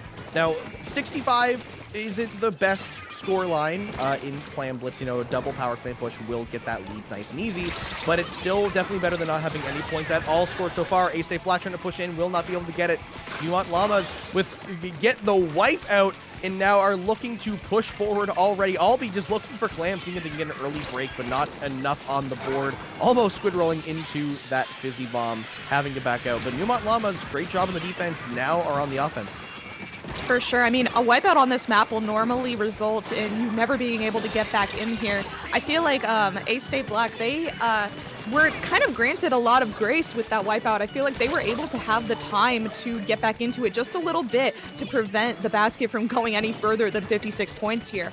Neumont Llamas, they didn't really have enough time to take advantage of that wipeout as much as they wanted to, which is good for the game state. I feel like it's still entirely possible for A State Black to come back from this. We just really need to see the coordination. But I mean, Neumont Llamas is kind of tearing them up with this very fluid team comp, this very aggressive team comp too. We see Aeolia's here taking a side angle with the heavy edit. You'd love to see it. However, with two people down, we really are going to need some stability from Neumont Llamas, because it looks like A State Black is really preparing for their counter push right now.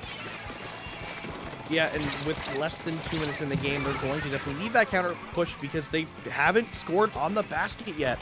They are ideally hoping to take this game. I do believe we're in best of 3 territory, so they can end it here. They don't have to worry about going to the game 3 in this single elimination bracket here. So right now, they really want to get in here. Neumont Llamas, though, they're looking to take this nice little reverse sweep, but Willow trying to stay alive. The Kraken will not be able to get them. But the Kraken picked up the ball, but can't get it in.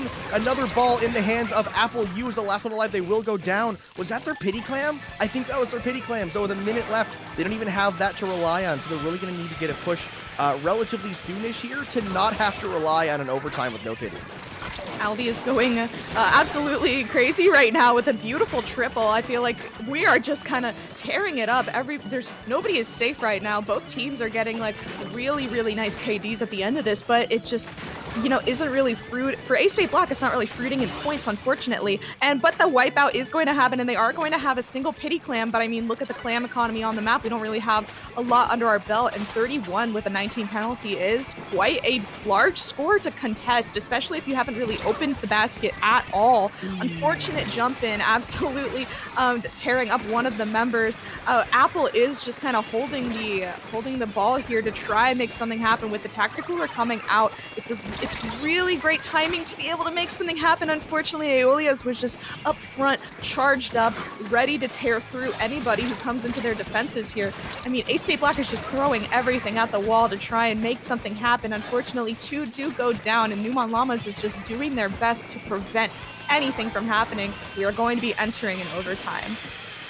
An overtime where your only power claim is being sharked by an ink brush, and it's not exactly the state you want to be in. They can't even get there in time. Mind Turtle will go down.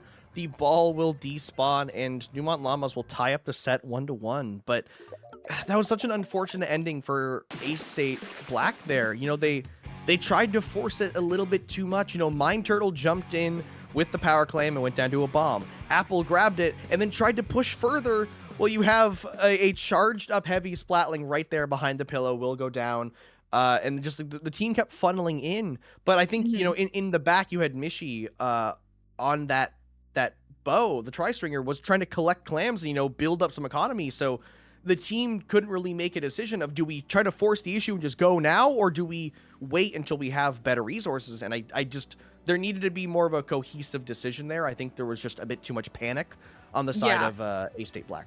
I agree. I feel like at the end of the day, I mean, there was like, 30 seconds left. It was probably panic setting in, thinking we really just need to throw the ball into the basket no matter what. But I feel like if you were just able to slow down and take a breath and just say, all right, let's make sure that we don't crumble here. The most important thing is that your formation doesn't crumble. If one person goes down to a bad jump in, let's not try and continue to push that. As much as it feels like you're kind of doing something to get the clock, I don't know, the clock is really scary, but I think it was a very formidable showing from Neumont Llamas.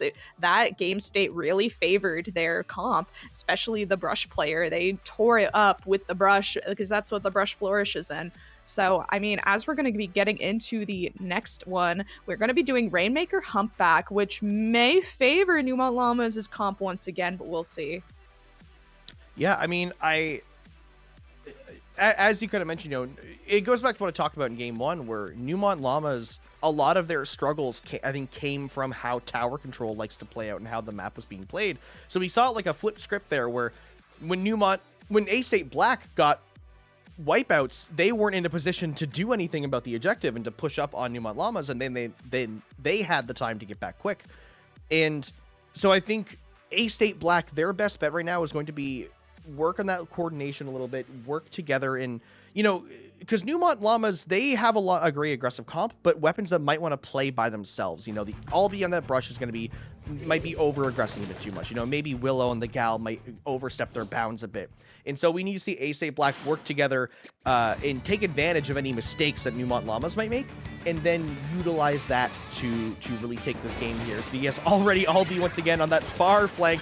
We have Willow on the left side as well. Both sides of Neumont Llamas pushing in on both sides of mid. A-State Black all went into mid, so we'll see which team kind of is able to clutch it out here in the middle. But right now, A-State Black is looking like they're taking advantage.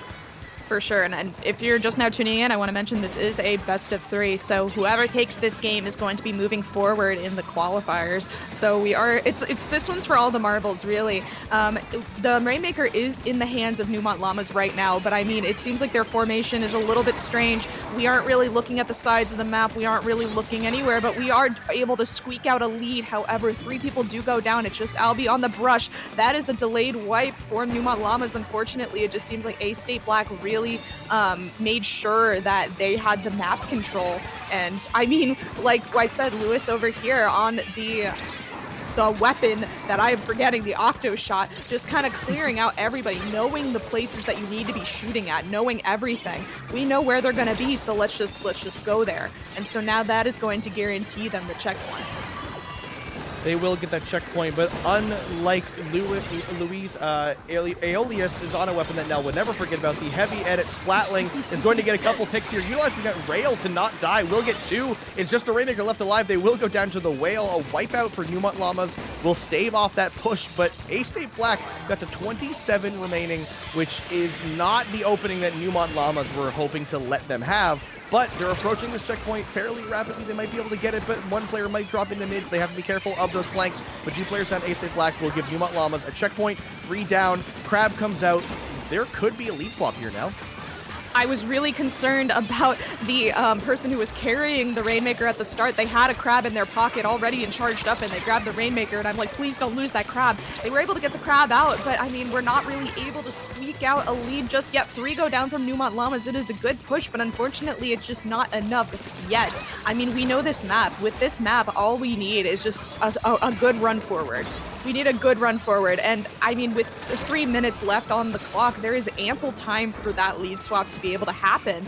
But I mean, if you're A-State Black, you really just want to solidify your lead here. You want to make sure that somebody sneaking around won't be able to take it away from you. We're really looking to solidify that right here. We are going to be catching one person off guard. It's just painted yellow. It's just like a red carpet right in front of us, able to push forward with little to no hesitation. The Rainmaker has gone to 11 points, but with 3 down and delayed wipe, I mean, the ball's back in Llama's court. Yeah, once again, they've dropped down this Rainmaker. Another lead extension for A-State Black, but at the end of the day, you know, Neumont Llamas, they can still just KO the game and win it. There's still 2 minutes. That's plenty of time in Splatoon years. Now, Willow getting 1 pick will go down. 3 actually down on the side of Neumont Llamas. Make that a wipeout. A-State Black are trying to capitalize on what they learned about Neumont Llamas in Game 2. You know, that they can, if they coordinate, they can really take down a lot of those players one by one, no problem, and just control the map completely. And right now it's just a stall. They've gone down 3, but as long as Luis can stay alive and just, you know, keep some pressure on the Willow, try not to go down, maybe even try to get a pick, will actually go down. But A-State Black, a lot of wiggle room, a lot of breathing room, especially if they can get some nice picks there, like Michi getting a pick on the bow. They just drop down, but actually works out greatly in their favor. I guess I shouldn't be questioning them. That was a beautiful shot from the bows, an all or nothing shot, especially when you're out of position like that. Albie is going to punish that positioning though, and we are going to be seeing the Rainmaker in a neutral state for just a second. But if nobody grabs it, it's going to reset. With 1 minute left on the clock, Neumont Llamas is rushing forward the Rainmaker, just kind of creeping it forward as much as possible. But I mean, there is a flank from Apple to be worried about. 3 people are going down from Neumont Llamas. It looks like that's all she wrote here. I mean, with just the heavy edit backup and respawning and 43 seconds left, I mean, we're kind of running out of time to make that last second KO play that we really, really desperately need in order to make something happen. I mean, A-State Black is throwing everything at the wall right now. We're getting tri-struck, we're getting killer whaled, we're getting everything. There's a bow in my face. It just seems like they know what the win condition is, and the win condition is just to prevent Neumont Llamas from pushing forward whatsoever, or even just popping that Rainmaker. We are going to be seeing about 20 seconds left, and only 2 people are alive from Neumont Llamas. All Neumont Llamas need is overtime in a dream, but right now it's not looking like they might not even get an overtime because A-State Black is just applying constant pressure on the Rainmaker. That actually will end it right there. The Rainmaker got grabbed. They went a little bit too early, got dropped on by 2 off of the bunker there, and will go down. So in almost anticlimactic fashion, A-State Black will just take that game like they run the place and will continue on here in the bracket. For sure. I mean, fantastic showing from both teams, but I really got to give credit where credit is due. I feel like A-State Black kind of understood the way that the Llamas played. They examined it. They're like, okay, I know that you like to take these spots. We're going to watch these spots, and we're going to throw bombs at these spots, and we're going to throw tri-strikes at these spots. And with a map such as Humpback, you don't really have, like, yes, it is kind of like a bowl, but you don't have a lot of options to go to enter. So we're going to keep an eye on everything, and they did quite well. They had a fantastic lockout scenario, and, you know, Neumont Llamas, kudos to them too, especially on that game too. They really played to their weapons' strengths and such, and I really love to see them play at their peak like that. Yeah, no, it was a great showing. Again, just taking it to a game 3, and all of those games were close. Like, game 1 was, I think, 8 points off. Game 2, I don't even remember game clams. Yeah, that one was more one-sided, but there were still opportunities. I think that game 2 was really Neumont Llamas kind of figuring out how A-State Black like to tick, and game 3 was A-State Black going, wait, no, we can win this.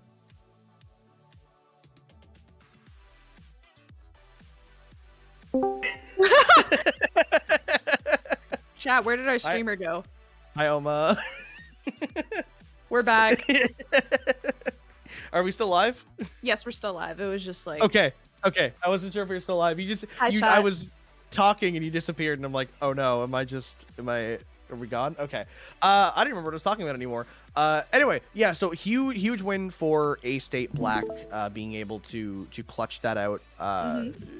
Like Neumont Llamas, that was a great showing. You know, I wouldn't be too upset about not being able to clutch that out. I mean, well, obviously there's a lot to review. Like, I think those matches are great, like review footage for sure.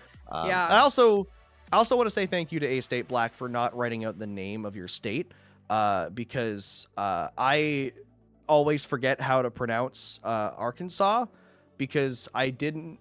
You know that Vine that was like Arkansas. What do you mean Arkansas? Like whatever that one was. I never understood that, because I thought that Arkansas and Arkansas were two different places. Wait till you hear about there being multiple Kansas cities, and one of What do them you isn't mean? in Kansas. Let me see. Why? I don't know, but it's funny. Hold on. Kansas City. Yeah, it's a city in Missouri, in case you Why? ever got confused. If you ever take a flight over to Kansas, make sure that you're going to the correct place. Yeah, I will keep that in mind if I ever do that. But yeah, no, I never understood that Vine, because I was like, I don't get what she means. Why is she bringing up Arkansas? I didn't know what Arkansas was. I've heard it before, but I've seen Arkansas written out. I was like, that's Arkansas. Yeah. That's the other state. Probably. Is it even next to Kansas? I don't think so. No, it's not. Sorry, I'm like trying to visualize a map, and I haven't been in school in so long because I'm old. But you have an excuse to not know because you are Canadian. Exactly. Yeah.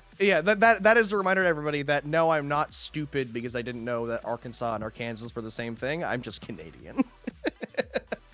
Images. But yes, now we don't have any schools from Arkansas playing, because our next set is going to be the University of Michigan versus Champlain Cerulean.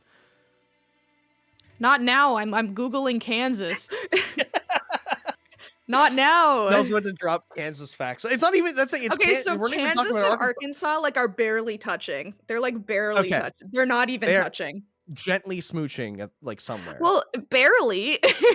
All right. So who are we seeing next? You said it. I wasn't listening. I was Googling Kansas. University of Michigan versus Champlain Cerulean. Now, Champlain Cerulean, I'm pretty sure I've commentated them before. I recognize the name. I need to look at this roster. Yes, okay, that's what I recognize. Cyan from Tetris Effect / I love Cyan! She's gonna be so excited. I was like, Nell, yeah, we both get to talk to Cyan at Riptide. Cyan's lovely. I don't think I've been able to talk to anyone else on Champlain Cerulean, but I've commentated this team before, like last CCA Circuit. I think it was like the first time commentating CCA, so I'm like, I don't know who anybody is, but I'm just here. And then University of Michigan as well. I mean, again, I don't know much about CCA teams. I just recognize people and go, oh yeah, these people are good. And again, we're in the bracket stage. And we're in round 2 of the bracket stage, so all of these teams deserve to be here. They've made their way through groups into bracket and then won their way through bracket. Now, I will say University of Michigan, it was a 2-1 win over UNCG Pufferfish Pirates, whereas Champlain Cerulean did go 2-0 over Bobslats. So maybe the stronger team here, they did come off of a 2-0, but their seeds are fairly close, so could be anyone's game. I mean, I think we're in for a treat here. I know Cyan, love you very much. She was like, you better be commentating my set. And I'm like, I'm not in charge. Take it up with God. I'm not in charge.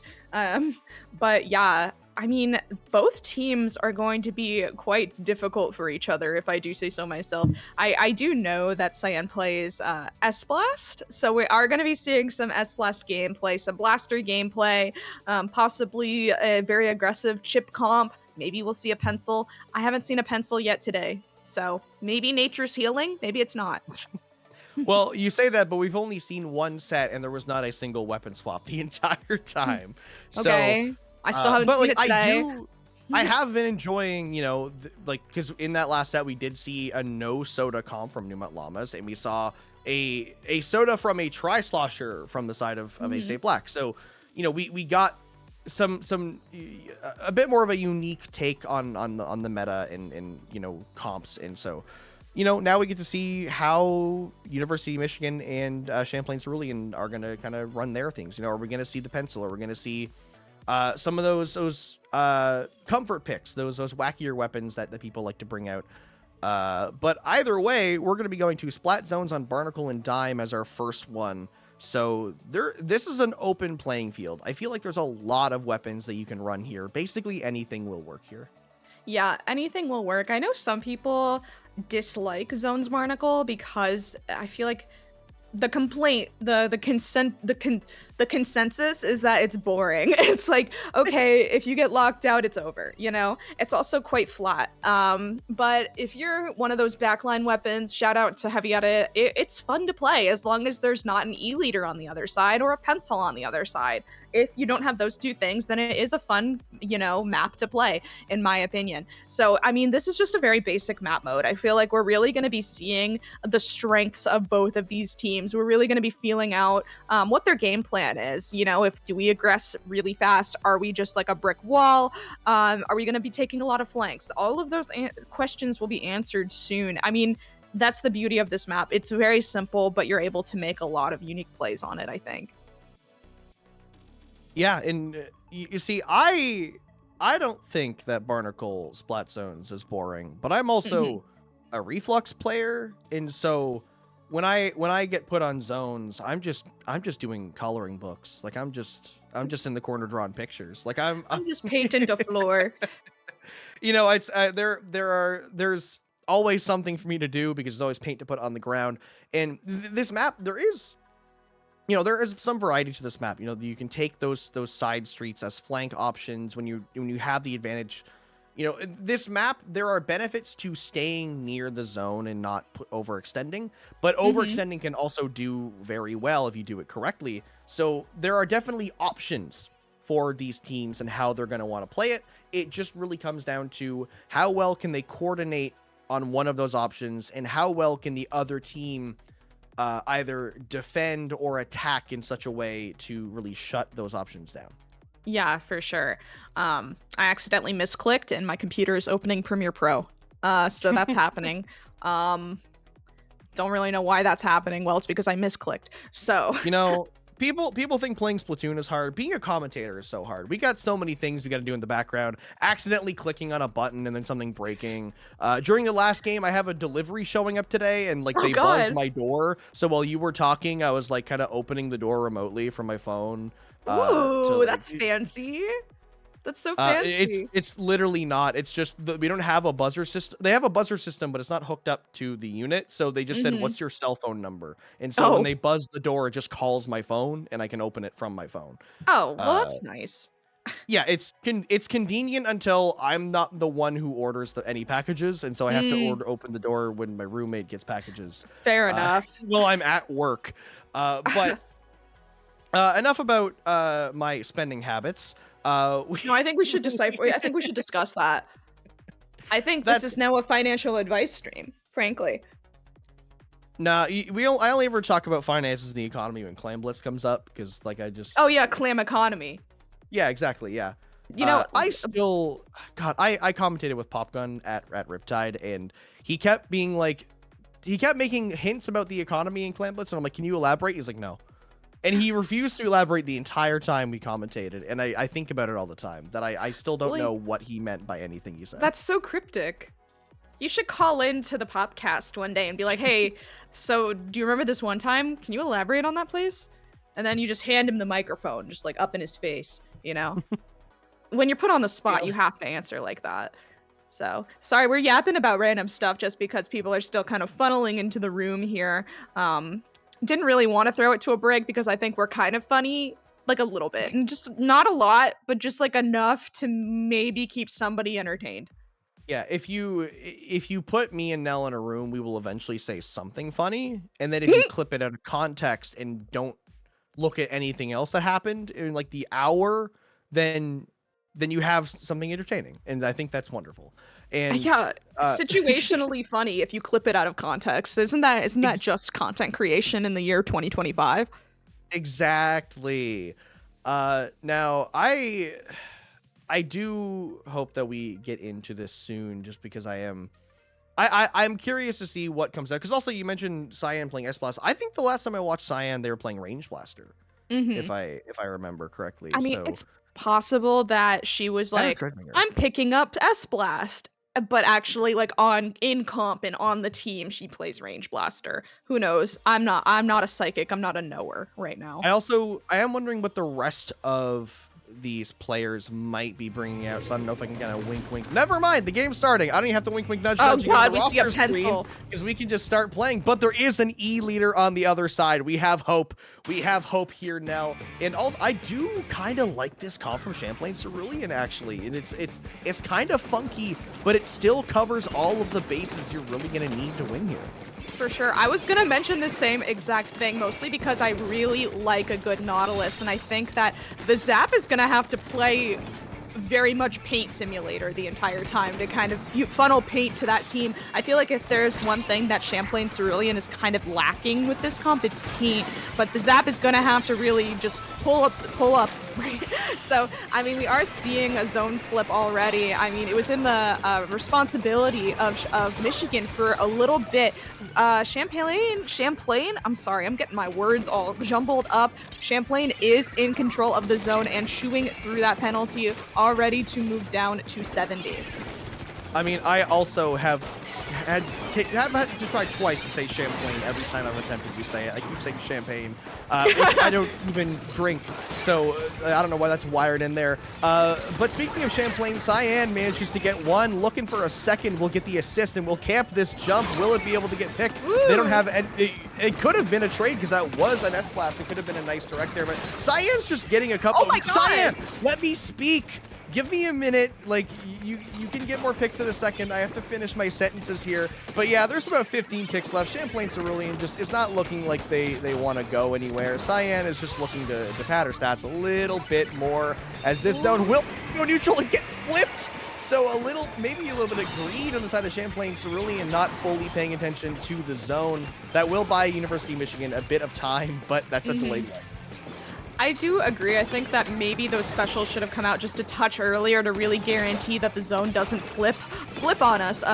We are chewing through that penalty already. I mean, Cyan isn't really moving from her spot much at all. I mean, why do we need to when we have such a good lockout scenario going on right now? I mean, University of Michigan is going to need to be grabbing some specials soon. I am cool over here on the crab, really trying to push people out of the zone. Unfortunately, it's not going to really happen. Nobody's pushing up with the crab just yet. We are seeing specials coming out.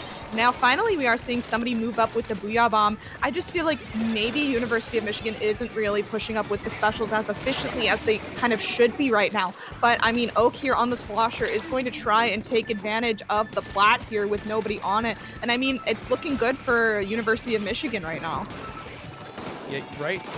They're in a good spot. You know, Oak getting that double will go down. A couple jumps coming in from Champlain Cerulean. He's trying to take back this zone as University of Michigan halfway through the score total, trying to not lose out on this zone, but having to back up and respect all the players of Champlain coming in, because Champlain Cerulean, even though they're not in control of the map, they have that advantage, or they have that safety net of points, so they can just kind of barrage their way in.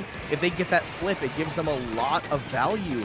And once again, already in control of the map. They are pushing up here, looking for some picks. Everyone's down but Daisy. They're just going to put down a soda away for the rest of their team. And yeah, Champlain Cerulean, once again, just in a really good spot. There's nothing else to say. For sure. I mean, University of Michigan was in kind of an unfortunate game state because even though 2 were down from Champlain, nobody was able to capitalize off of that just because the only person alive was the pencil player.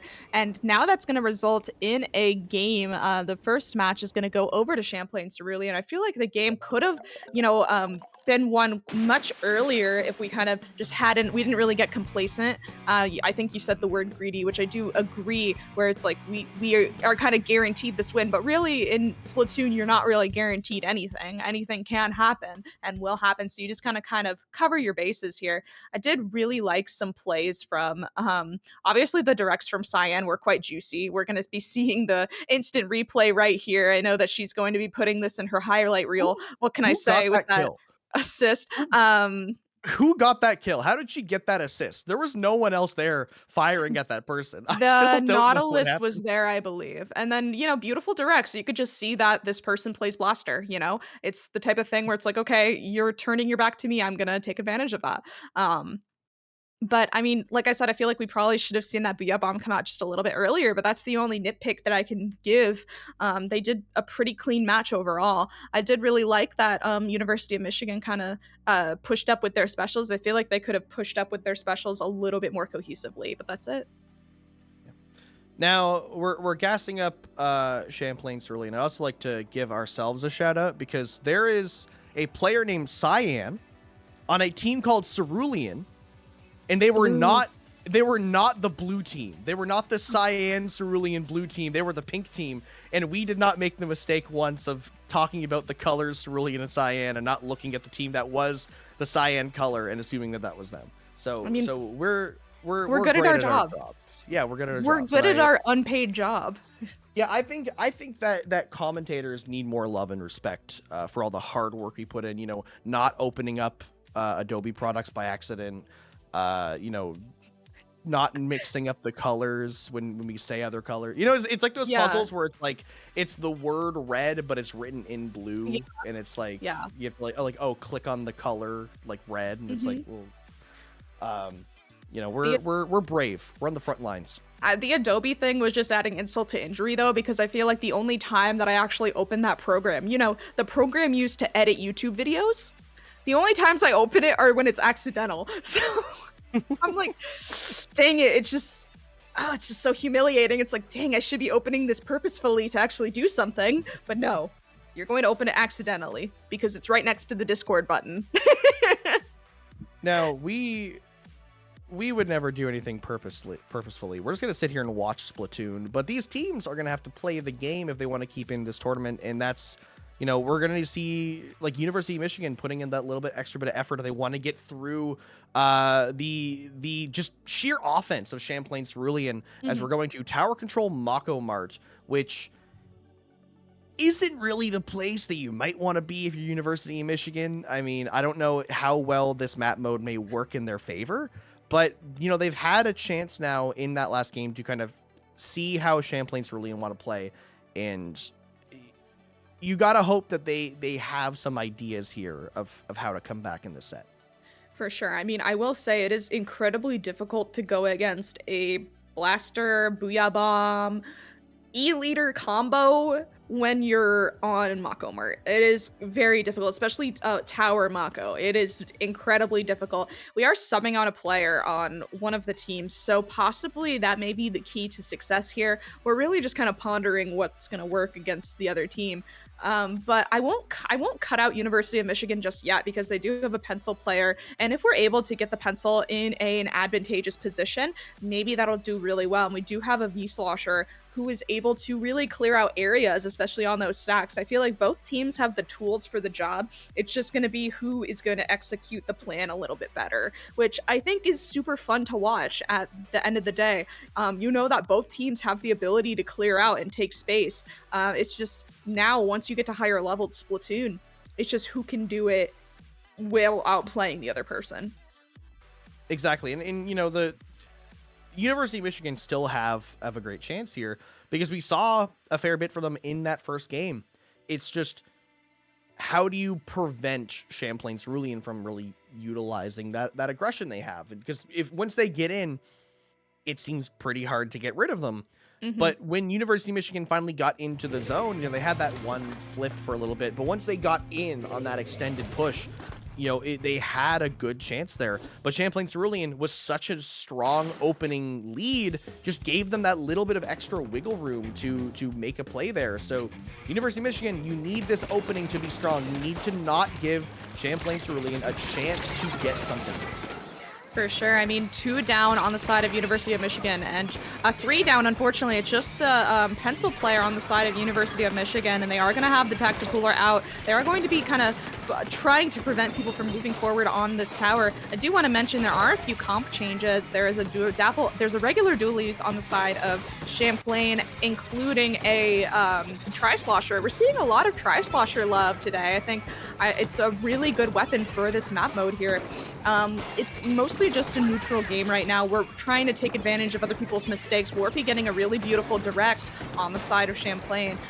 We're really just pressuring the right stack to make sure that we're catching people out of position here. The Booyah Bomb is going to come out to really guarantee that they're off of top left to make sure that we're going to be able to cancel it out. D-Crab is going to be able to cancel that. It's just canceling after canceling. Yeah, and speaking of getting canceled, this checkpoint's going to go right away. University of Michigan does take the first checkpoint of the game, but Champlain Cerulean will get a couple of picks to get back some map control. Soda's going out for the whole team to celebrate getting that essential wipe there. And now Laura pushing up, trying to get a couple of picks while they have the Soda buff active. Booyah coming out from Champlain Cerulean to buy some space to get to this first checkpoint. They have the numbers, they have the map control, they have specials, and honestly, they're looking to extend this push further than this first checkpoint.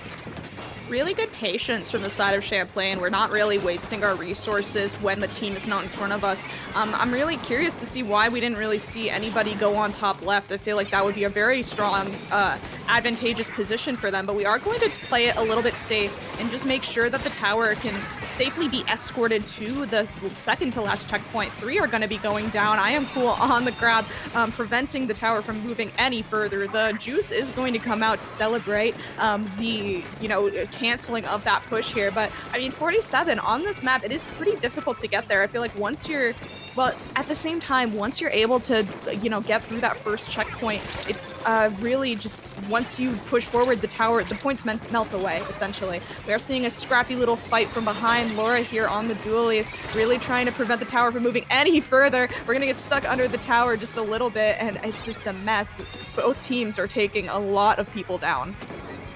But University of Michigan does have the map control and the numbers advantage, albeit slight, that will allow them to push into a lead here. Warpy pushed all the way up. We'll get a pick with the Booyah, looking to 1v1 Cyan here, trying to get the pick, will actually get it, and will continue walking through here, trying not to get picked off by the Charger, playing a little, some dip and dodge here, getting another pick, and look for a fourth. Warpy is just on a rampage right now, and just... People need to put some respect on the S-blasts in this game, because Warpy and Cyan have just been causing too much carnage on both sides. For sure. I mean, I love the confidence on the weapon. I feel like you have to have that, I'm going to be pushing myself in your face. If you're not going to push me back, then I won't leave. That is the essential thing with the S-Blast. I feel like Warpy was playing the S-Blast very aggressively, and Cyan was playing it a little bit more safely, but it does help both teams in that instance. I mean, it's not really a strong lead, though. We don't have checkpoint at all, and Champlain they basically have no penalty either, so they can just move the tower forward as much as possible. We do see a Booyah Bomb in the pocket of Champlain here. We're not actually going to be able to see it come out, though, because 3 go down from Michigan and 2 go down from Champlain. Unfortunately, it's just Daisy here preventing this tower from moving any further, and that's the lead swap, unfortunately, for Michigan. They're going to have to push the tower again. Yeah, you can see the moment of hesitation there for Daisy. It's like, oh, do I jump across and touch the tower to push it away and not let it get this lead, or do I stay here, try to pick up the player? And unfortunately, they weren't really able to get it. Laura able to jump on the tower and get the lead for Champlain Cerulean. So with 37 seconds left in this game, University of Michigan need another push and get up to the checkpoint.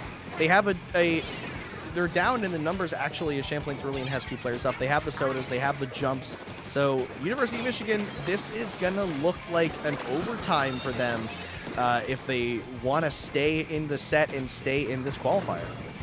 For sure. I mean, I feel like University of Michigan, they unfortunately just keep getting caught out in bad positions. I mean, we do see a scrappy little fight. Oak over here trying to fight the crab, able to take it down, but Cyan is there to follow up. I feel like Champlain, Cerulean, they just do a fantastic job at following up on each other's kills, which is really good to see because it just ensures a good game state. I mean, University of Michigan, they put up such a strong fight, very strong defense as well. I feel like the tower was really staggered for a long, long time with that pencil over there. I mean, GG to all of them. I think they did a fantastic job.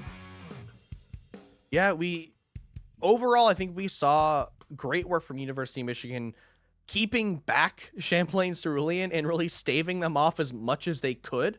But I think overall, Champlain Cerulean they were that much extra bit of overwhelming. They were able to keep that pressure on and really get those leads when it mattered and ultimately take the set 2-0. So Champlain Cerulean just very aggressive, able just to it didn't matter to them what defense University of Michigan had. They were going to find a way through it eventually. Got it. Yeah. I mean, I think they did a fantastic job. I really liked seeing the carnage of S-Blast versus S-Blast and seeing one of them pop off and then they're suddenly 1v1ing each other. It's just pure entertainment. I love that weapon. I mean, I don't love to go against it, but I think it's incredibly fun to watch. And I mean, speaking of fun to watch, we are going to be having a lot more matches for you today. We're just going to be heading to the quickest of breaks while I go feed my cats. And I mean, we'll be right back though, so don't go anywhere. We're going to have more matches for you coming soon.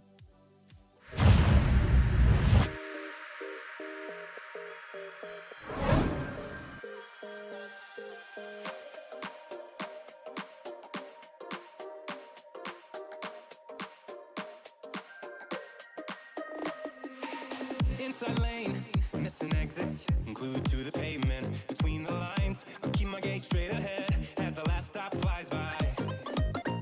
No more waiting for the gun to fire. No more walking through revolving doors. I've gone around once, I don't need to go around anymore.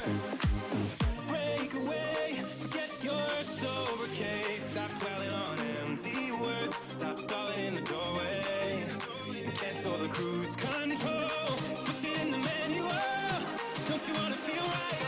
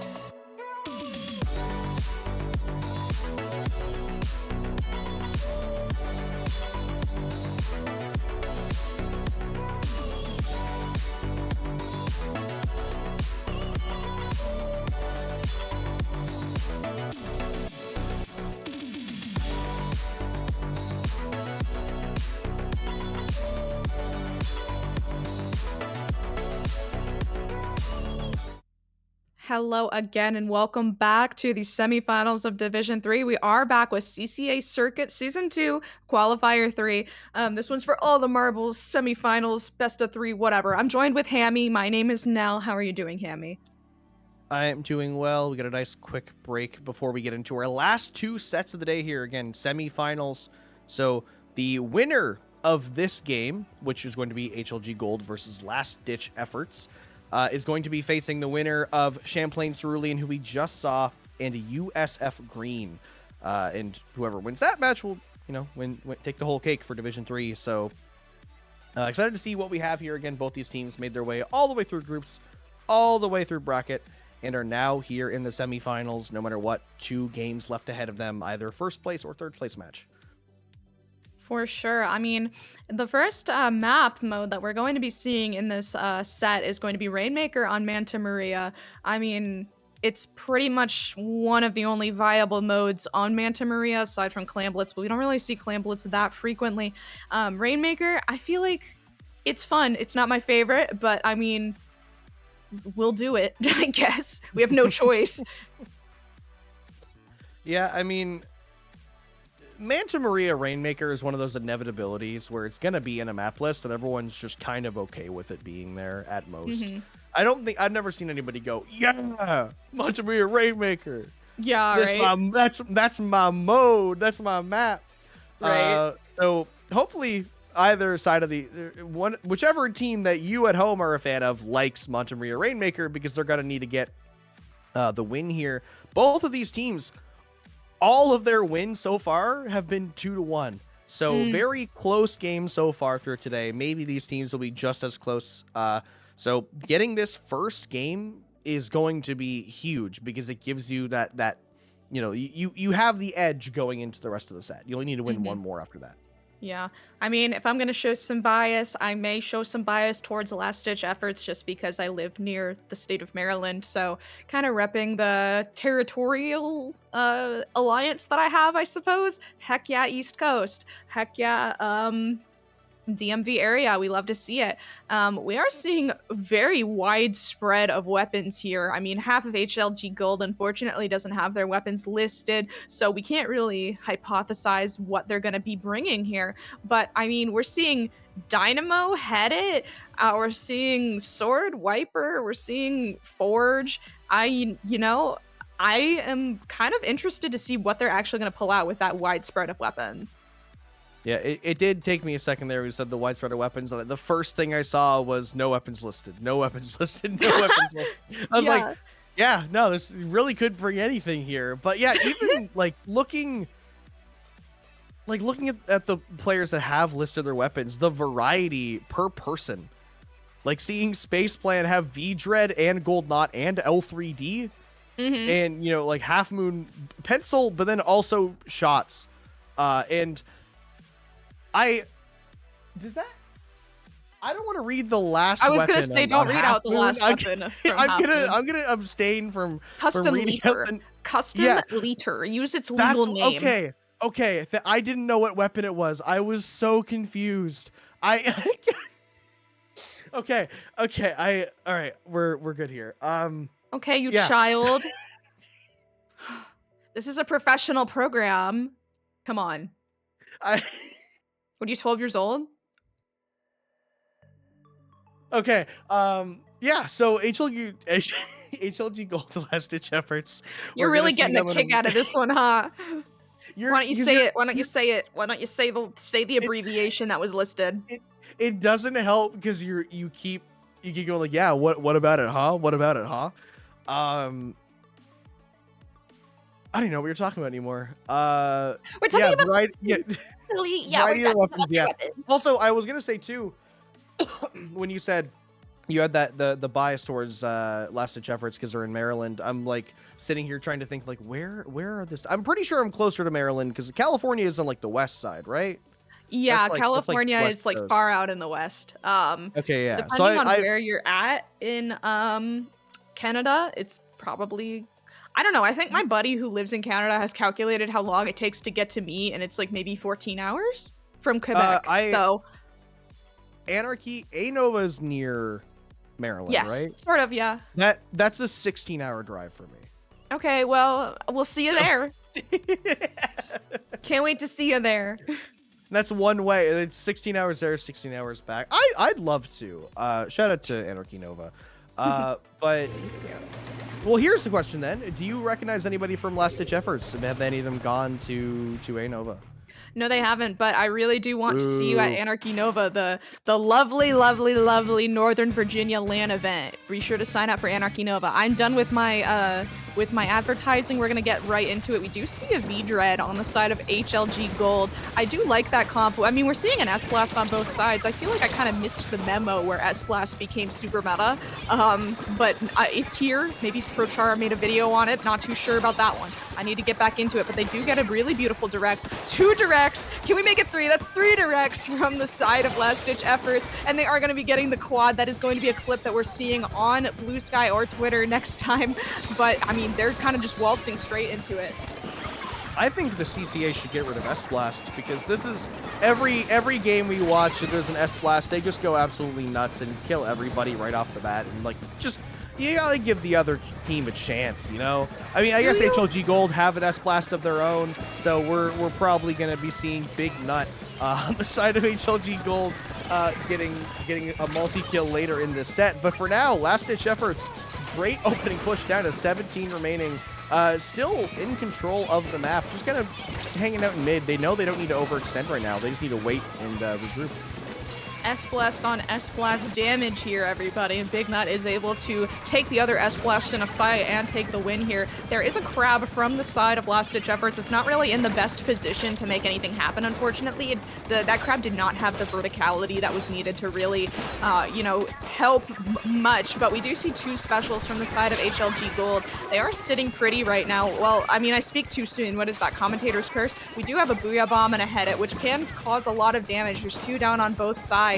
And so both teams are kind of just licking their wounds right now and trying to make something happen. I mean, I say one thing and then the other team is just like, no, we're not doing that, actually. Shut up, you're wrong.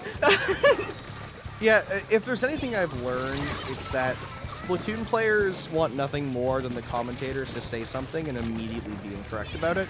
So these players are going to try their hardest to do whatever they can to make sure that what we say doesn't happen. So we can try to jinx things. Like, these missiles are going to come out. The missiles are going to not kill anybody. They're going to not hit a single person, and they're going to actually get a quad. No, okay, nothing happened. They're doing this to spite me.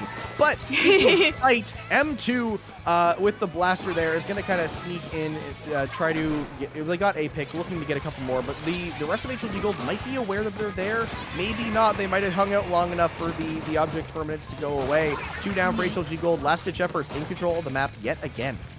Last Ditch Efforts tearing everything up right here with 3 going down from the side of HLG Gold. They are going to be respawning here. We do see a special on the board for Last Ditch Efforts. They're kind of just keeping it in their back pocket in the event that they need it to get through this chokehold here. I will say they kind of... HLG Gold is going to be needing a knockout in order to probably get the lead here, unless we're able to just kind of run it forward if we have the chance. But I mean, Last Ditch Effort is not allowing them to have that whatsoever. I feel...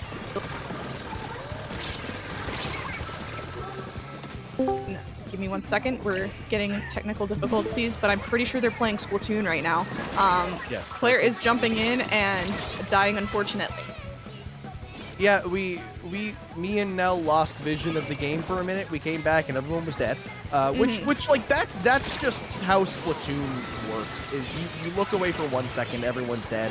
HLG Gold still without any points on the board, 1 minute and 20 seconds remaining. So they're really looking for any opportunity here to get something rolling. They might need some specials. Big Nut looking to win the 1v1. Will get picked off by M2, who is now looking to stop this Rainmaker from going, but the cut will be taken. Claire will get that check, will jump out. In HLG Gold, without that checkpoint, all they need is 1 push. There's 1 minute left, but there's still ample time to get something as long as they can get some picks. For sure, I completely agree. I do think that they are going to be needing some type of very strong coordination and also some hope here. A little bit of hope goes a long way. We don't want to panic. We just want to make sure to know that there is still time in the match left. We do have the 2 specials under our belt. We are able to push out the reach slider. I don't know if we're going to be able to get anybody with that, unfortunately. Big Nut is here, just kind of floundering around in the ink, trying to make sure that we're able to get back in here. I mean, 2 go down, unfortunately, right before the Tacticooler comes out. It just seems like we overextended the littlest bit, and with the map being mostly yellow, it's really difficult to, not overextend like that. I mean, Mr. Peanut is here just trying to defend the left flank area, but it seems like Last Ditch Efforts is really just holding the Rainmaker in a spot that's very difficult to get to if we don't have any specials, and it seems like we had one special, it was canceled out, and that may just be all she wrote. The first game is going to be going over to Last Ditch Efforts. Yes, Last Ditch Effort taking that game relatively effortlessly. Again, getting that super early push, being able to hold out HLG Gold fairly confidently the entire game. Obviously, losing that checkpoint to a sneaky take of the cut, but overall, not really. We didn't get to see a lot from HLG Gold in that set. There's a little to be desired there. They're not out of it yet. Like, they still had opportunities, they still had plays. Like, there were things working in their favor, just not to the extent that we needed to see. Mm-hmm. And I mean, with this map, I'm going to give them some grace. This map mode is quite difficult to, plan things around, because somebody can be on the left area, somebody can be, I mean, basically, there's not really any safe places that you can be, because the map is so open and people are able to kind of get where you want them to be. I mean, this play from M2 at the beginning, the quad, was absolutely brilliant. I feel like it really set up Last Ditch Effort for a good run here. I mean, if you are able to have such a strong play at the beginning of the game, it really just sets you up for success. Yeah, definitely. And that is true. We did say this isn't everyone's favorite map mode. This is just kind of one of the ones that's in the map list just for the variety. And I'll give HLG Gold the benefit of the doubt. This probably isn't really their map mode, but ideally, with Hagglefish Zones, the Splatoon 3 map mode, like the main one, this is the game. This, if they're comfortable anywhere, it should be here. For sure. This is the one map mode that you see in every single tournament, just because of how just simple it is. It's straightforward. I think it's good. I think it's a balanced map mode, and that's really what we want to see in these tournaments. So like you said, if they are going to be comfortable anywhere, they're going to be comfortable here. And I mean, both of these teams have gone to a game 3 in a best of 3. So like you said, they were just 2-1 and 2-1. So we'll see if HLG Gold is able to kind of keep that trend going here. We are seeing, I believe that is HLG Gold. Yep, they are in the lime green up top. They're going to be having the Reef Slider available to kind of cheese the zone a little bit. And they have the tools under their belt to be able to take control of zone. So maybe they'll be a lot more comfortable here. I will have to fight you later, because that's not lime green, that's yellow, and I stand by it. But yeah, both teams, a lot of similarities here. We have an S-Blast, we have it's the Frozen Pro, not the Winter. Winter's the Blaster. Yeah, so the Frozen Pro, the Headit, and the S-Blast on both sides. The only variety is the Crab Dualies versus the Slider Dreadringer. Now, that Dreadringer with the Slider could work in favor of HLG Gold to be able to cap that zone relatively easily if they position it correctly. But if Last Ditch Efforts have proper positioning, they can prevent that cap from happening. But HLG Gold, with that early lead, will get them some nice points on the board before ultimately Last Ditch Efforts will take some numbers, take some map control. With that Booyah, they have a missiles in their back pocket, and they're looking to break back in. For sure, we do see the Dualies go down from Last Ditch Efforts, which is their kind of frontline aggression here. We just have the Blaster and the Frozen Pro up. The Dualies is going to be jumping in, but watch for that direct, because, oh my goodness, they were able to really predict where that Dualies was going to be and directing them perfectly. I feel like Big Nut over here has had really nice directs so far, and I'm not going to laugh at that name at all, because that is the name that they chose, and I'm an adult. Anyway, so the Booyah Bomb is coming out, and we are going to be covering the plat from Last Ditch Effort. And I mean, ooh, the Headit going down is really nasty, because that's kind of the paint for the team. I feel like otherwise we don't really have a lot of paint on the side of Last Ditch Efforts. Yeah, that's right. Big Nut getting a nasty pick onto the head. And you will not laugh at that name because you called me 12 for laughing earlier. And so if you crack at this name, then you have no grounds to stand on. But as I talked about earlier, we saw M2 on the S-Blast going crazy in Game 1. I said, well, okay, we've seen every S-Blast go absolutely crazy today. So Big Nut in Game 2 is just going to get a lot of substantial picks and just be that driving force for HLG Gold. And look at what they've accomplished so far in this match, just continuing to be a menace, pushing away player after player, getting any picks of anyone who sticks around half a second too long. In HLG Gold in a really great spot here with numbers, with advantage. They have a slider ready for offense or defense. It seems like for both these teams, games 1 and 2 are a formality. Game 3 is where it actually matters.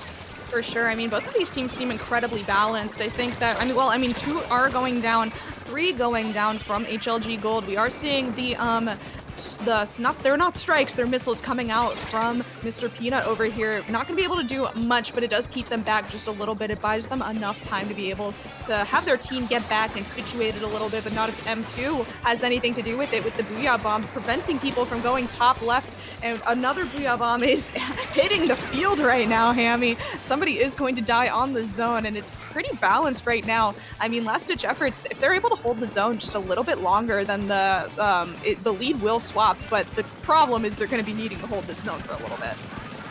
Now, in these next 10 ticks before last-ditch effort takes the lead, I need to ask you, is Big Nut also a peanut, or is it a different nut than Mr. Peanut? Because I think his teammates, they may both be peanuts, but I can't quite tell. There comes a slider from the side of HLG Gold to flip that zone back over, and now we have a little bit more time in this game to ponder.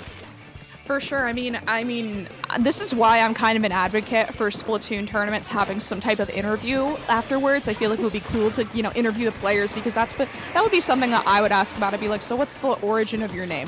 But I mean, the missiles are going to be coming back out from the side of last-ditch efforts. They are going to be needing to do a last-ditch effort to flip the zone again. One down on both sides. It is the S-Blaster on both sides. We're really fighting tooth and nail to flip this zone once again. It is going to be giving a hefty penalty to last-ditch effort, but I mean, it's just back and forth and back and forth. Both of these teams are incredibly balanced. Like you said, this map mode is just, where both of these teams are going to be playing their best at. I mean, HLG Gold, they are holding the zone as much as possible. They're currently favored to get the zone to flip once again, unless last-ditch effort has a last-ditch effort and they're able to push something and make something happen here with the 2 jumps back again. Claire is fighting so hard to defend this. Claire just able to keep this neutral long enough to get those jumps in, but HLG Gold needs something, but they don't have any specials, and 2 players down. They're trying to get this zone in their favor. They do actually get the lead. They will get it with 15 seconds left now, and they're going to keep pushing here. The slider coming in from Space Plan, trying to buy some space. HLG Gold are committing hard to just getting the knockout, not even letting the timer. I was going to say this is where they back off and play it cool and regroup. But no, they just said, we end it now. We end it here. We got the zone. Last-ditch efforts are going to panic, and let's take full advantage of that. Getting this knockout, staving off any thoughts of letting last-ditch efforts take this game, this set in a 2-0, and they will bring us to yet another Game 3. I was on the edge of my seat and towards the end of that match where both of the teams were kind of stuck at 17 and 16 points with a penalty. I mean, really fantastic showing from HLG Gold. They had some really, really fantastic picks, especially, I mean, kudos to the S-Blast user. They really knew the weapon quite well, to the extent of being able to predict the dualies movements and such. And I mean, very good showing. As we're going into the next one, let me double check the map mode, and it's going to be Tower on Undertow. So, I mean, I don't really have any estimation of how it's going to go here. It's 1-1. Both teams are pretty balanced. Somebody can kind of pull out something silly. I don't think they will. Everything's on the table here, but who knows? Yeah, and it's one of those things where both these teams historically have only won 2-1. Both of them are running 3 of the same weapons. Both of them have not switched their comps whatsoever. Nell doesn't even care. They're just taking a picture of their cat. You were watching? Oma did switch over to webcams just to show you doing that. I hope really? You know. No. Yeah. Yeah. So both these teams are both these teams are neck and neck. That is, yeah. Is that both of them? I can't tell. There's a Yeah, glare. so this one's Peter. That's Petey, and this is Pebble. He's licking his foot, and I thought it was really cute. Sorry. Yeah, so, My bad, y'all. yeah. So both these teams are neck and neck. I mean, again, there was kind of a moment there where I'm like, oh, did Last Ditch Efforts just ruin this whole narrative we were writing about them being like that close, where it's like it's just gonna be one than the other because they got that lead? But I want to know how long that holdout was from HLG Gold at 17 points. Claire holding that zone by themselves until the jumps came in, and then even. Oh, okay. So so keeping that zone that long at a neutral, not even capping, is very impressive to clutch out that win.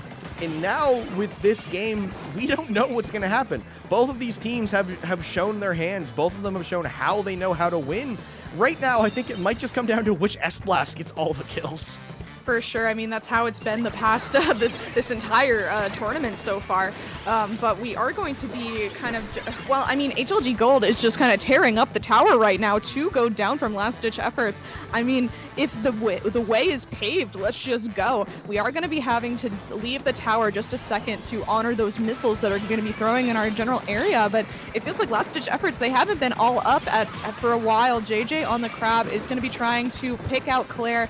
Unfortunately, not able to do anything about that. They are going to be chewing through this checkpoint so quickly, and it just feels like last-ditch effort is not being given any space to breathe right now. But with HLG Gold 3 down, this is the opportunity for the reset that last-ditch effort really needed.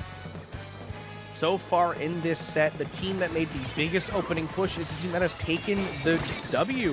And so HLG Gold played fully into that, getting 2 checkpoints on that first push, and now they have to hope that the trend stands true. Obviously, they have a lot to fight here, but if we're going off of the stats, this does give them a huge advantage. But last-ditch efforts already putting some members of HLG Gold in really awkward positions as they move this tower to the first checkpoint, going down to second. Right now, they need some more paint on the ground. There's a lot of yellow. HLG Gold coming in fast. The no special is going to be able to help them get this fight. 1 player down on each side. 3 down for last-ditch efforts. HLG Gold managed to hold out the defense. I mean, really good defensive showing from last-ditch effort, from HLG Gold. But unfortunately, last-ditch effort, they just weren't able to chew through that checkpoint. That puts HLG Gold in such a good position here. They're able to just kind of move forward without that checkpoint stopping them. So last-ditch effort is really going to have to hurry and really prepare for that push. I mean, thankfully, it looks like JJ over here is just kind of paving the way, painting the map blue for their team to be able to push forward here. But to go down, it just feels like every time we have some form of a foothold here, our formation is just done. And with HLG Gold, they are just paving the way. They're moving forward. They have they have a special under their belt. It's Reef Slider, so we're just going to wait a little bit. 1 does go down, but it's not going to stop them that much. We got all the way down to 22, and I mean, last-ditch effort, there's 2 minutes left. They have the opportunity to push back forward, especially with these specials on the board, but it just seems like they're being torn up by HLG Gold. Yeah, that push from them does give them a little bit more wiggle room. Again, they got to the checkpoint, didn't get any progress on it, but that it allows them to breathe a bit more, because if last-ditch efforts take this second checkpoint they're approaching now, they would be able to take the lead off of that previous push. So, bit more room, 2 minutes left in the game is plenty of time for either of these teams just to do something crazy. Right now, HLG Gold, great defense from them we've seen in this game, not letting last-ditch efforts get much progress on that second checkpoint, but a lot of pressure from this S-Blast is going to make a couple of members of HLG Gold worry a bit, but they have the map control, they push the rest of the team, so to really make that big of a play on top of it. For sure. I mean, we are going to be continuing. I mean, the checkpoint is chipped away a little bit for the side of last-ditch effort, but I mean, it just feels like they are in a constant state of a stagger. Unfortunately, we're really going to need to see that headed, get out the Tacticooler. We saw HLG Gold's Tacticooler come out from their side, but it looks like last-ditch effort is kind of holding the Tacticooler for an ample position, but I mean, what time is better than the present? We really need to get that Tacticooler out now so that we can prepare for a push here. Looks like we're waiting for the opportune moment and the opportune opportune moment is coming soon. Two specials on the board for last-ditch effort here. I mean, just most of the map is yellow. It's so difficult to be able to get in here with all the specials coming out from last-ditch effort. This is their opportunity to really get some pressure, but there's just not a lot of pressure, unfortunately, right now. Now that the tower's in our position, it's just now we're fighting the time clock. Unfortunately, with 30 seconds left, we're really going to be needing to see blasters under ledges. We're going to be needing to see specials on the board. We see a tacticooler out. The missiles are going to come out and move us from the tower. But I mean, there's 15 seconds left. What more can we do? You have to just get some specials out and pray. They got the missiles, but weren't able to get any value off of the do go down. Big Nut getting another pick on the tower. 5 seconds left. HLG Gold get the wipeout. That will cut any dreams of an overtime. And HLG Gold, just like that. We're seeing a lot of repetition here. We're seeing both these teams go to a game 3, like we've seen them in every other step of this bracket. We're seeing the team that got the first opening push getting the win. HLG Gold are just, they're in university. They're definitely taking a stats class right now because they know the stats. They know how to get that win, and they do it just like that. HLG Gold will be going to the finals here in CCA Circuit 2, Qualifier 3, Division 3, up against Champlain Cerulean, the team we just saw from our last set. And that's going to be an interesting one. For sure. Oh my goodness. I mean, I feel like HLG Gold, they have mastered the defense and the offense. I mean, that defense from that previous match, it was just so difficult to break through that. I feel like, but then again, at the same time, I feel like Last Ditch Effort wasn't really taking advantage of those check spots a lot. They weren't really taking advantage of that ledges, for example. But I mean, we've seen Champlain Cerulean play earlier, and they are quite aggressive with taking space, possibly to a fault. So maybe there's some type of opening there for somebody to sneak in. We really, at this point in the tournament, we really just need to be taking advantage of the mistakes of the other team. Exactly, and we're gonna see just that in this next set. HLG Gold, kind of a all-rounder team. They have the offense, they have the defense, they have a lot of options with their play, and they've worked on everything, it seems like. Whereas Champlain Cerulean, offense isn't their only thing. Like, they have more, they're not just like one trick pony of offense, go, go, go, go, but their offense has been very, very oppressive from what we've seen. The only 2-0 we've seen in the entire bracket so far on stream was from Champlain Cerulean against University of Michigan, where they had that pressure the entire time. So the question here is, will HLG Gold crack under that pressure from the offense, and can they put Champlain Cerulean in a scenario where they can't continue to apply that pressure?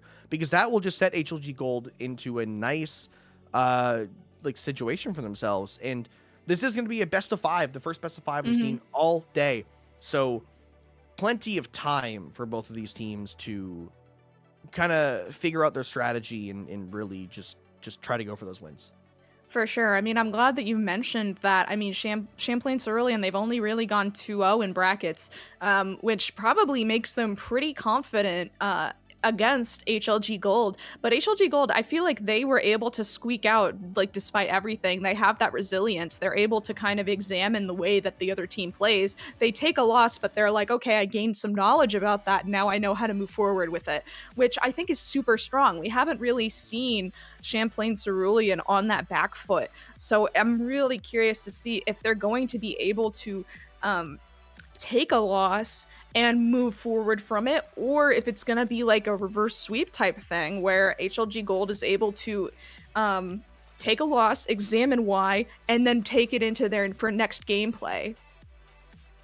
Yeah, and now again, Champlain Cerulean, they're not unbeatable. They did lose a game to USF Gold in the semifinal, or USF Green, sorry, in the semifinals. So it was a 2-1. But yeah, Champlain Cerulean, they seem like just kind of more of an all or nothing play style. They're going to really just get in your face, try to get in there. And, from the games we've seen of HLG Gold, the team that gets the opening push gets the win.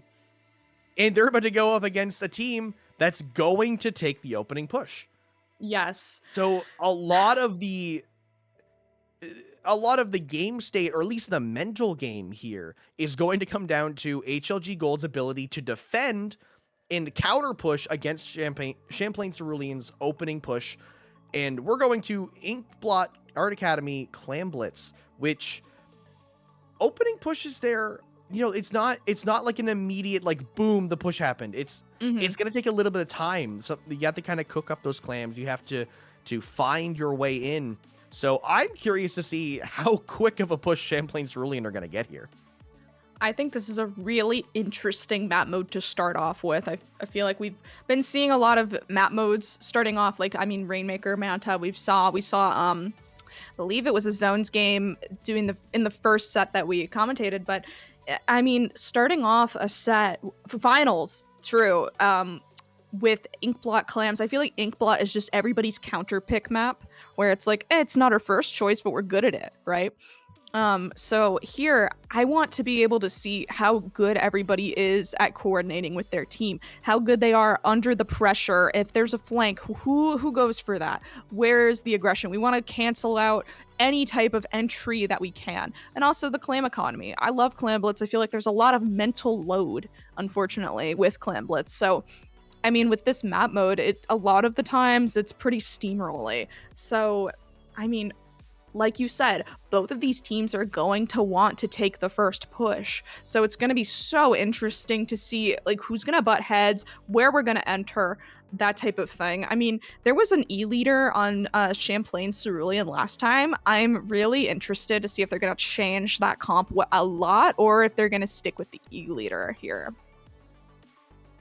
Yeah, there's definitely a lot of options for you can do. I mean, I'm not a backliner, so I'm not sure which backline weapons kind of thrive in a situation like Inkblot Clams. You know, it seems like one of those maps that you want to be a little bit more aggressive, but being able to situate yourself on those stacks on the offense, or even if you're feeling a little bit more aggressive, getting onto the wall on the right side if you're defending, or left side if you're attacking, and positioning yourself there by the bats, that can be very, very frustrating to get rid of those players.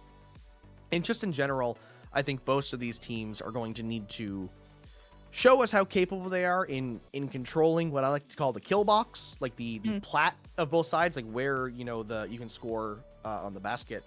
Because if you drop there on defense, you don't leave. And if you push in there on offense, if the defending team's set up correctly, you also don't leave. So that is like the critical point of how are both these teams going to play around that area and not get caught up either in overextending on defense or on offense. For sure. I think that this map is very punishing. If you take a drop in the wrong area, or if you allow somebody to enter the bats, it's very punishing, and it takes a lot of manpower to get them out. So, I mean, we're getting right into it. We're seeing the E-leader. It's going to be the Kraken E-leader with the beacons from the side of Champlain Cerulean, but two go down. Both of the members of Champlain are going to have to back up and give them ample space unless Big Nut has anything to do with it. We're really hungry for those kills here. Mr. Peanut is here with the power clam, and we do have a special at the ready. So it looks like after this crab comes out from Champlain, we're going to be planning on making a push here. But I mean, I wouldn't count out Champlain just yet, because they do have a pretty good clam economy. Yeah, and Cyan pushing straight up, trying to get some picks on the plat, and a 1v3 will go down.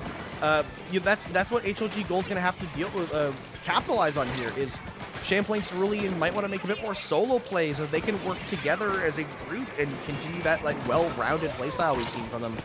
It might cause Champlain Cerulean to have to rethink some of their strategies, or Cyan could just start getting a bunch of picks. Like, that also is a valid strategy. For sure. Oh my gosh, and now Cyan is going to be walking right towards the bats area, possibly getting canceled out. Really fantastic play from HLG Gold. I didn't even know who was aiming at her, but they were like, we know you're here, now get out. And that kind of puts a damper on Champlain's plans to score here. Let it be known that we're almost 2 minutes into the match and nobody's scored just yet. Both teams are kind of just really respecting each other, and I really like that. I feel like both teams kind of know that the other team is very difficult to go against, and so we are going to be seeing a simple plan here. Try and maybe get a jump in for this ball, trying to toss it to our backline. Not really able to get that happening, but I mean, with the E leader pushed up from Champlain, it is really difficult to move, which is we're gonna need something to move that E leader if we're gonna progress forward. I think my big prediction here is that this set is going to come down to awareness. Which team is more aware of what's going on? Is HLG Gold going to be aware enough to notice what Champlain Cerulean are trying to do, what aggressive plays they're making, who's flanking? Or will Champlain Cerulean be aware enough to know when they can make those big plays?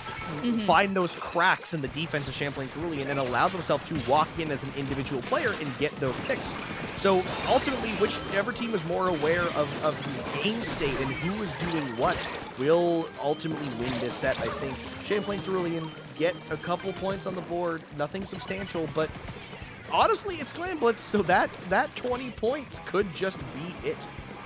I feel like Champlain had a lot of clams at the ready, and they had a lot of opportunity to get a good push going, but I mean, they just didn't really respect the reef slider that was in the pocket of one of the members. They didn't really have that opportunity to kind of react to it. Mr. Peanut is going to be just kind of sharking on this ramp, able to get a power clam, able to score here, but I mean, the real question is if they're able to follow up on it. I feel like this match is going to be in death of 1,000 paper cuts here. Who's going to be opening the basket just a little bit? Who's going to be opening it a little bit? And then, you know, we just kind of...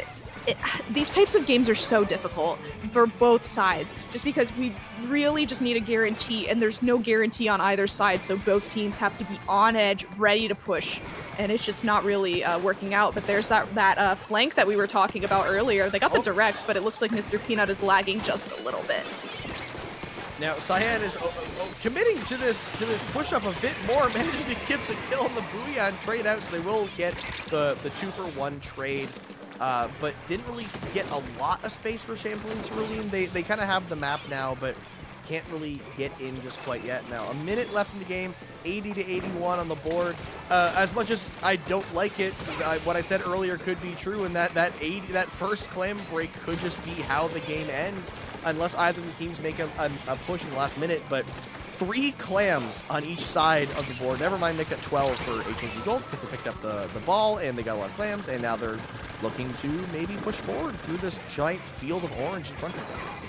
I don't really know what the Tri-Slosher from Cerulean was planning with that, because that Tri-Slosher did have a tacticooler at the ready. I feel like possibly they should have been with their team a little bit more instead of aggressing into the bats area, so that they can provide that tacticooler. I mean, it's still neck and neck. HLG Gold is on the back foot right now. They really need to score almost immediately if they're going to make something happen.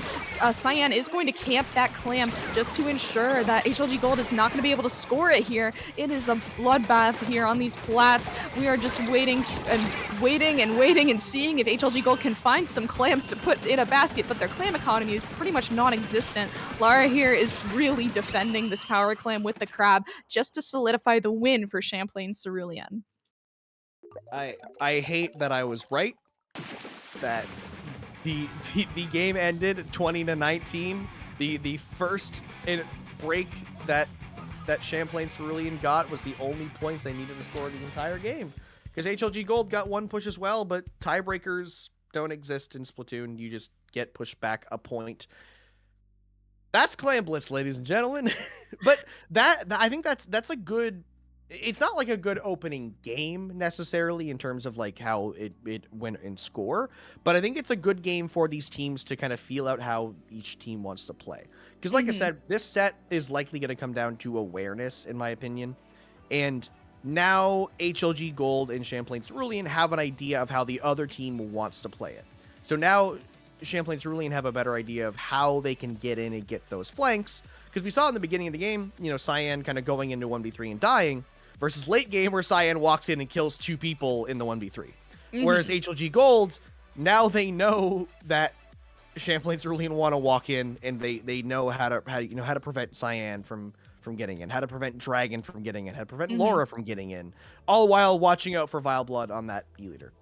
For sure. I mean, I really liked their special coordination. I think the special coordination from Champlain really kind of solidified that one push that they did have. We saw the Kraken come out. We saw the Splashdown come out. It's really an issue when ego comes into it, when we're like, okay, I can get this. I can get this. And it's like, can you really get this without thinking about the ramifications of what goes on if you die, right? Especially in Clam Blitz.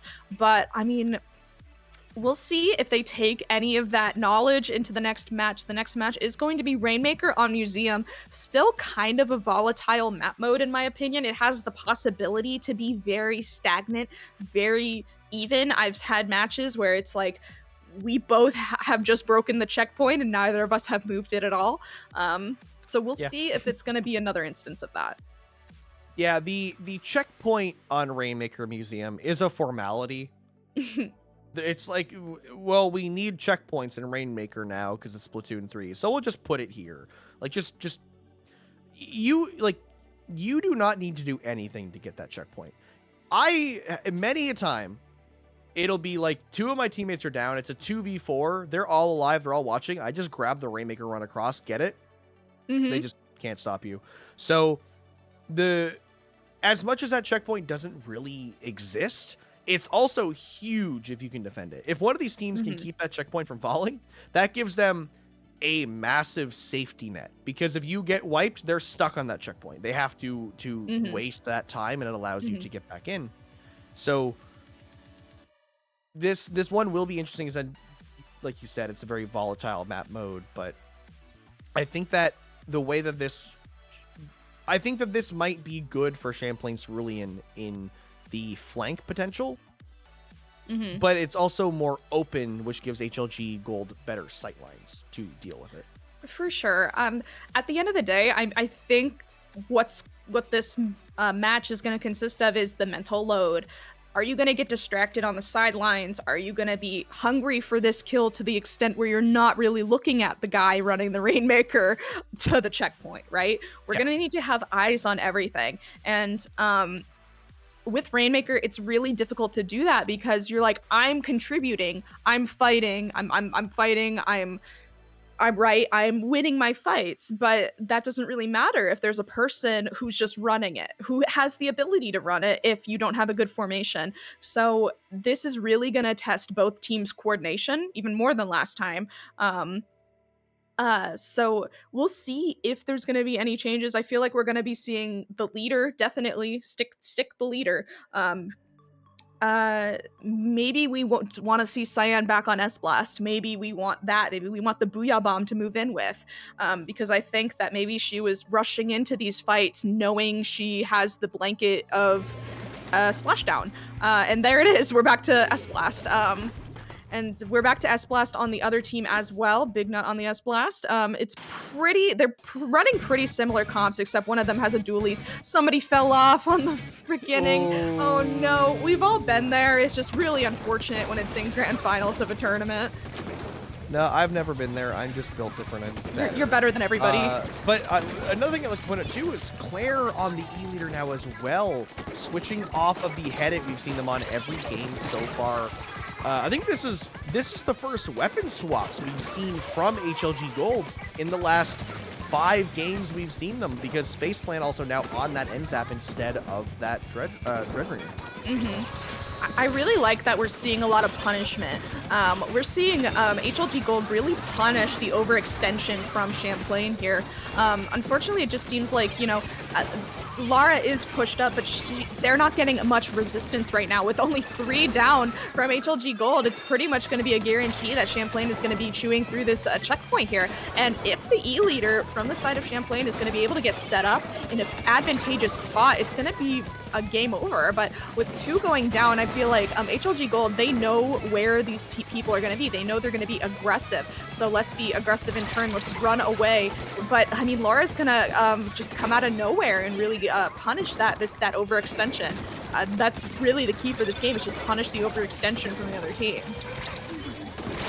Yeah, that's a lot of what we kind of talked about before, is just they're being able to punish the opposing side and learning how they're playing is going to work wonders for really either team in these scenarios. But Champlain Cerulean with that checkpoint, with a little bit of that space, will work them some wonders. But 2 down now actually will give HLG Gold a chance if Cyan isn't in the back to say something about it and grab the Rainmaker and run.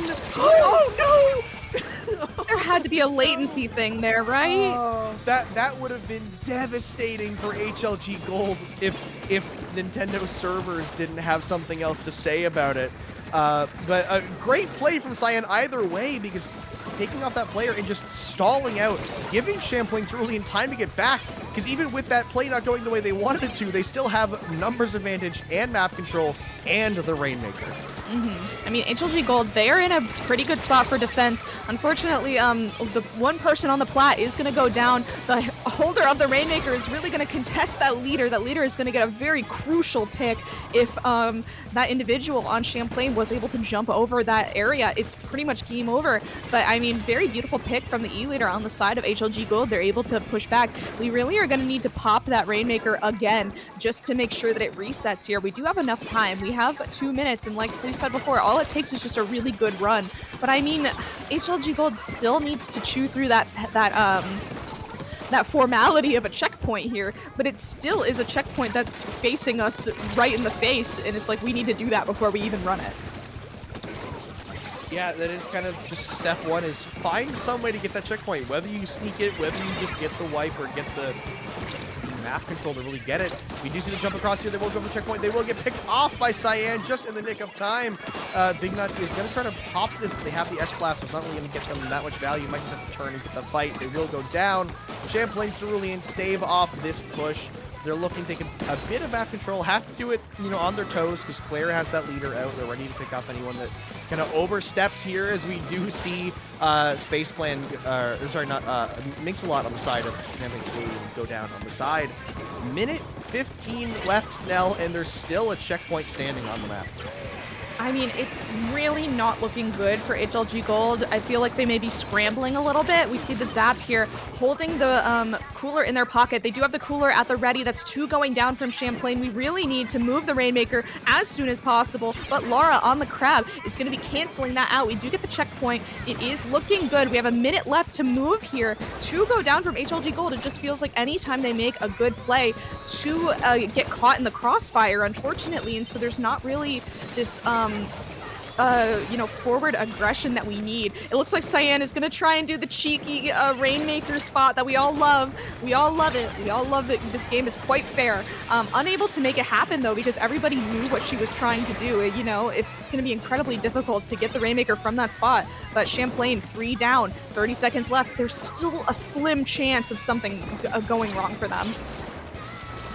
Yeah, with 15 seconds left, there's still an opportunity for HLG Gold. They just have to get the picks. They did take down Cyan. They did take down Mix-a-Lot. There's only 2 players left on the side of Champlain Cerulean. But there's 5 seconds left. They're running to try to get the push, but they couldn't get it. They will get picked off by Vile Blood, and that will be the game, because the pop will not be able to go in time.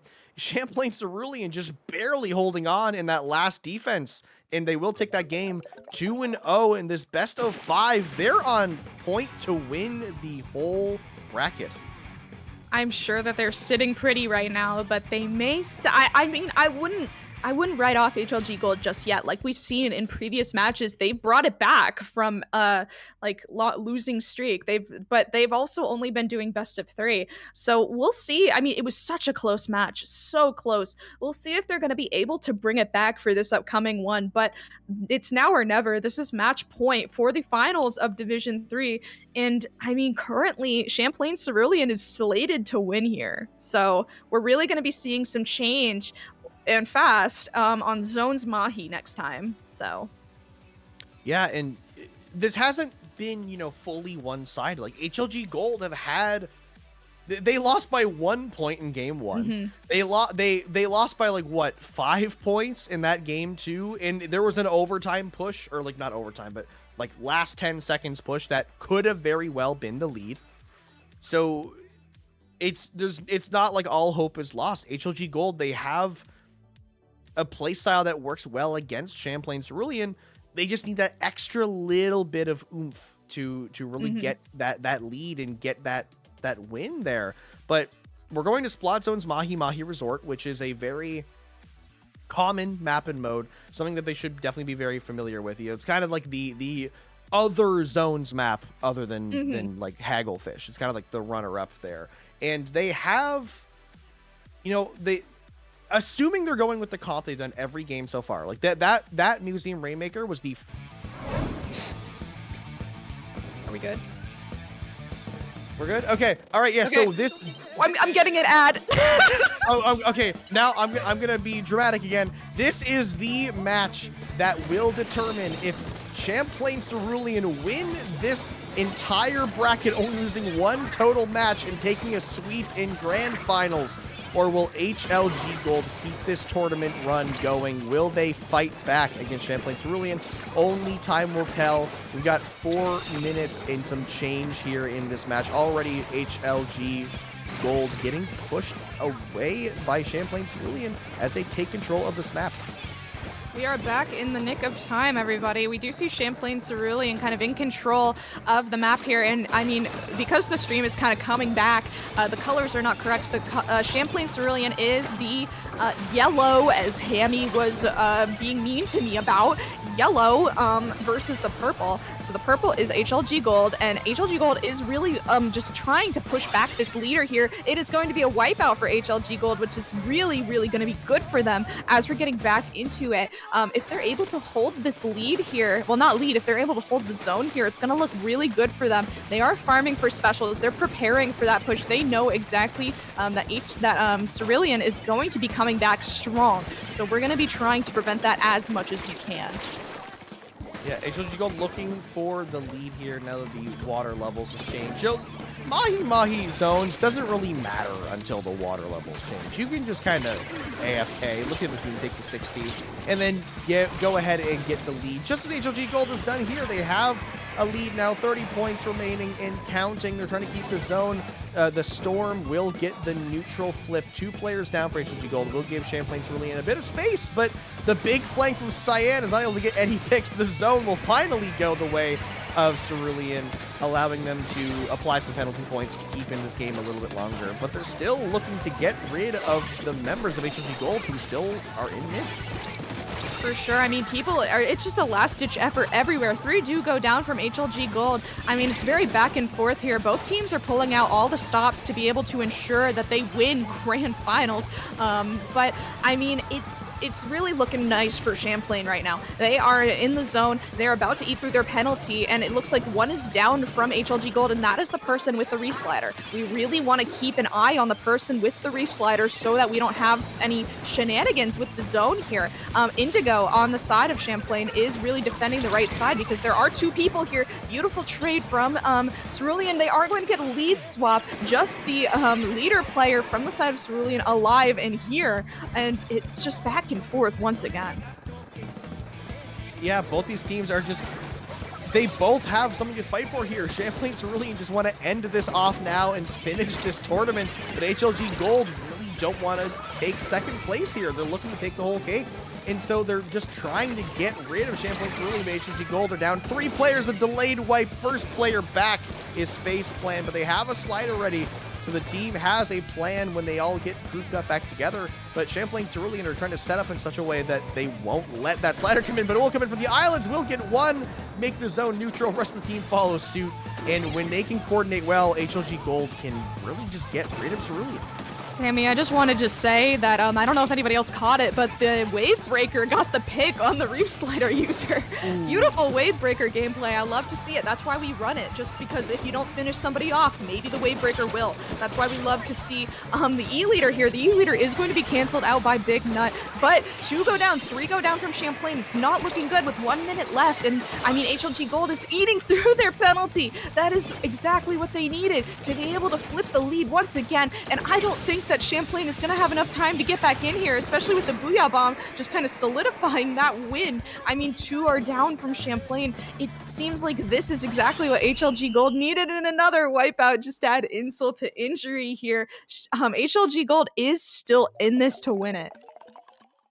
Yeah, this is what they needed. They needed to come back and really get that win. They were so close to the last 2 wins and they couldn't clutch them out. And you know, this is the most dominant game. Excuse me, this is the most dominant game we've seen from HLG Gold so far in this. And this is the momentum they need to carry forward, because if they want to take the whole bracket, they need to reverse sweep. Yeah, it's going to be an uphill battle for them for sure, but I do think that they're able to make it happen. You just got to keep that mental up, and you have to understand, why did we win last time? What happened? What did the other team do that we took advantage of?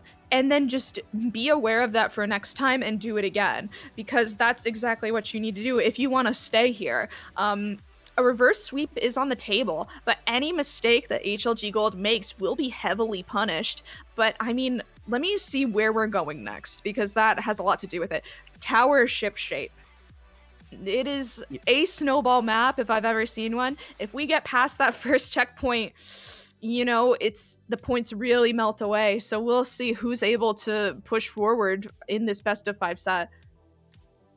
Yeah, this entire set, like, it's anyone's game. Both of these teams have the means to win. They have opportunities across every set. Like, all 3 of these sets have you know, the lead is swapped back and forth at least like 2 times. So we, you know, as commentators, we're supposed to kind of like have the insight, have like, you know, some ideas of it. But it's a coin flip at this point. We can see HLG Gold bring it to a game 5 here in finals. We could see Champlain Cerulean, you know, cut off that momentum and just take it right here. And there's no way of knowing until a KO or the last minute, because we've seen comebacks plenty of times today. So at this point, it's in their hands.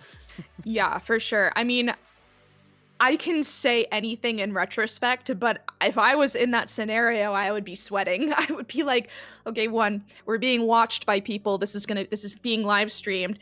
2, this is our last chance. We were able to squeak it out last time. Now, how are we going to do that again? And that's incredibly difficult to do, but I do believe that they can do it.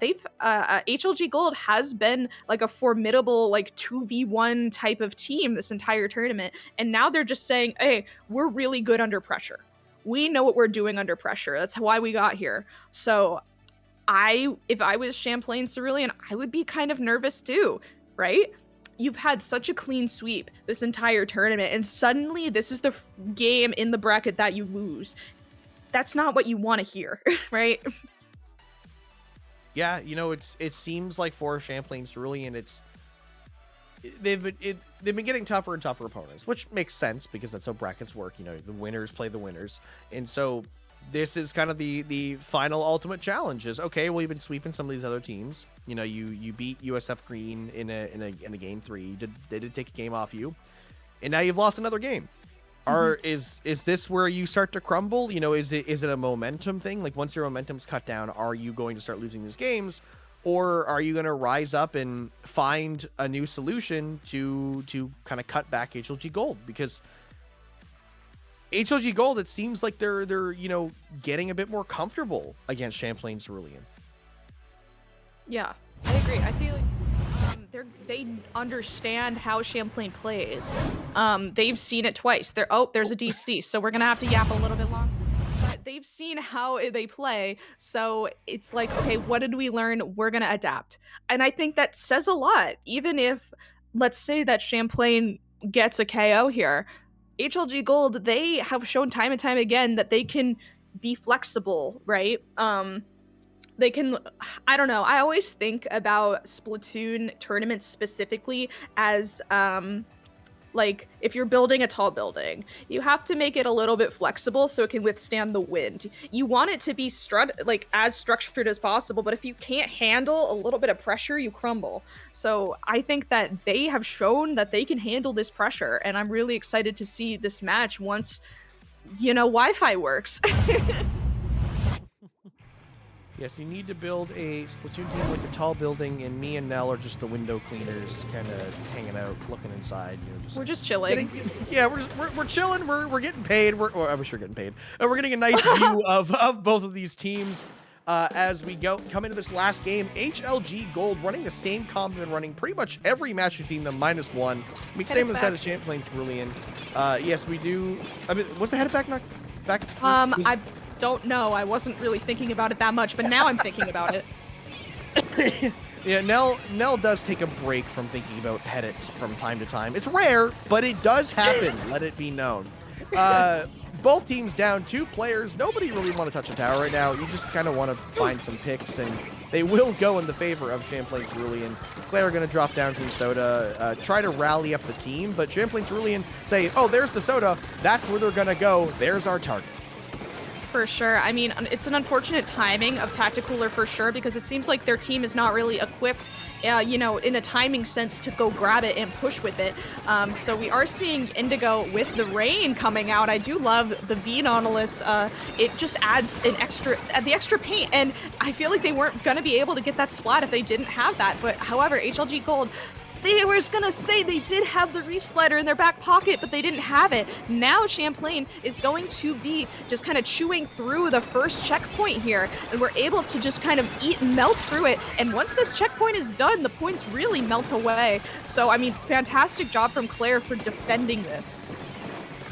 Yeah, it's one of those things where, because we're in this do or die situation, everything's going to matter here. Those defenses, those preventing any points you can from either side is such an important thing, because every single point, especially in a snowballing map like this, is going to kind of be detrimental. And now we have Champlain Cerulean still in the lead. You know, they have that checkpoint cleared, and that's a big checkpoint to get. So HLG Gold really need to find something here. There's still 3 minutes, still plenty of time, but they need to not get picked off. They need to get some specials ready. The Rainmaker's coming straight through that last checkpoint. Is really going through that snowbally like portion of this map, and they're not really finding much right here. They're kind of keeping Champlain away, but you need something a bit more substantial. I mean, I think that that's just a fault of this map mode, frankly, because there's nothing really for HLG Gold to have a foothold on in order to prevent this tower from, like, melting away 40 points. Also, welcome Raiders from IPL Splatoon if you're just now joining us. We are in finals of Division 3 CCA Circuit, and we are going to be seeing Champlain Cerulean versus HLG Gold. It is a best of 5 set. HLG Gold, they won the last match, so they could have a reverse sweep on the table, but right now, I mean, it's live, ladies and everybody else. We do have 2 down from Champlain, which is going to be a great opportunity for HLG Gold to get a foothold on the map here with 2 specials under their belt. This is, exactly what they needed. Unfortunately, a beautiful snipe from the E-leader. Yes, and that snipe from the E-leader will help just get a little bit of space. But right now, HLG Gold are trying to get this checkpoint. They're making sure that they can minimize the losses from that pick that was taken from the leader.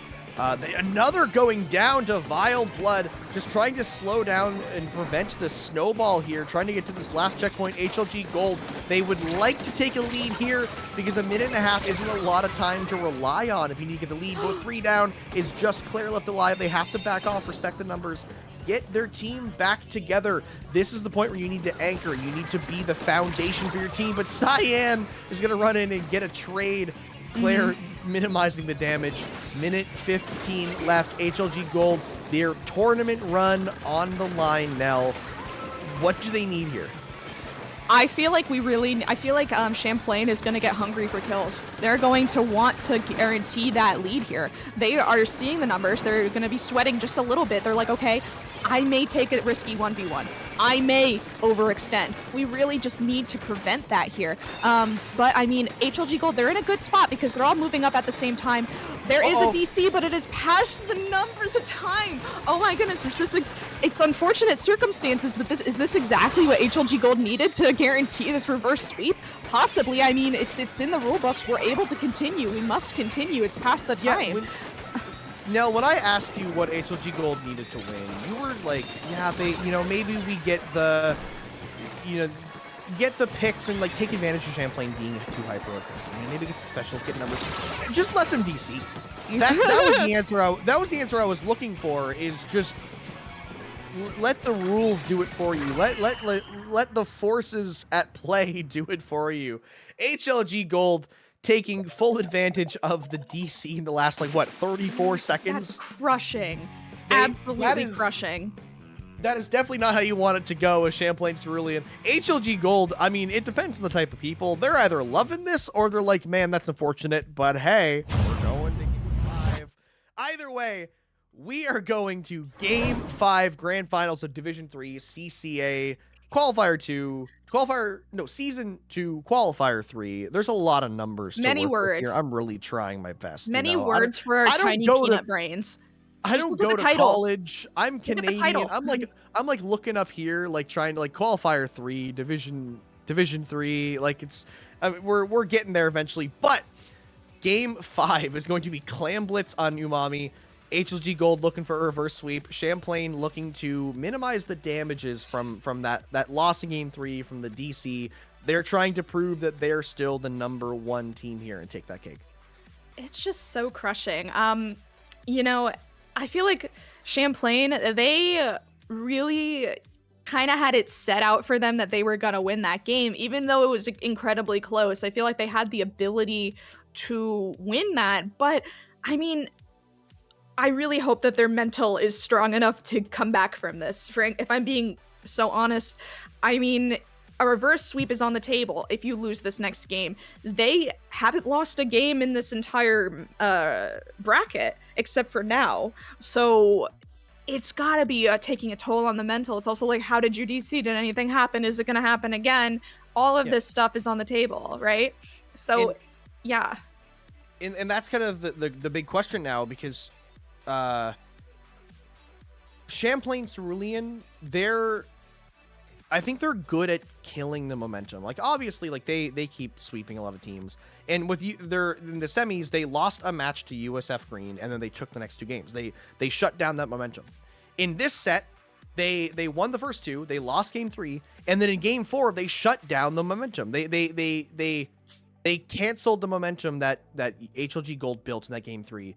But still lost because they got the DC at the end, and it allowed. I mean, HLG Gold could have still won, but the DC was like, okay, you just aren't going to win that now. Unless HLG Gold make a massive mistake, you just don't win that game. For sure. So now it's the question of, will Champlain Cerulean be able to shut down the momentum again? Will their mental still prevail and still be able to put that pressure onto HLG Gold? Or do HLG Gold just get the everything's on our side now. We have the reverse sweep set up, you know, we have the DC on our side. Like, it's like everything's working in their favor. In, you know, they're probably in like the stronger mental game right now. Yeah, for sure. I mean, HLG Gold, I don't really know what their mental was in that match before the DC, but they were in control of the tower, and so they did seem confident in that push. So, I mean, the next match is going to be Clams on Umami, and I can't name another map mode that you need more coordination on.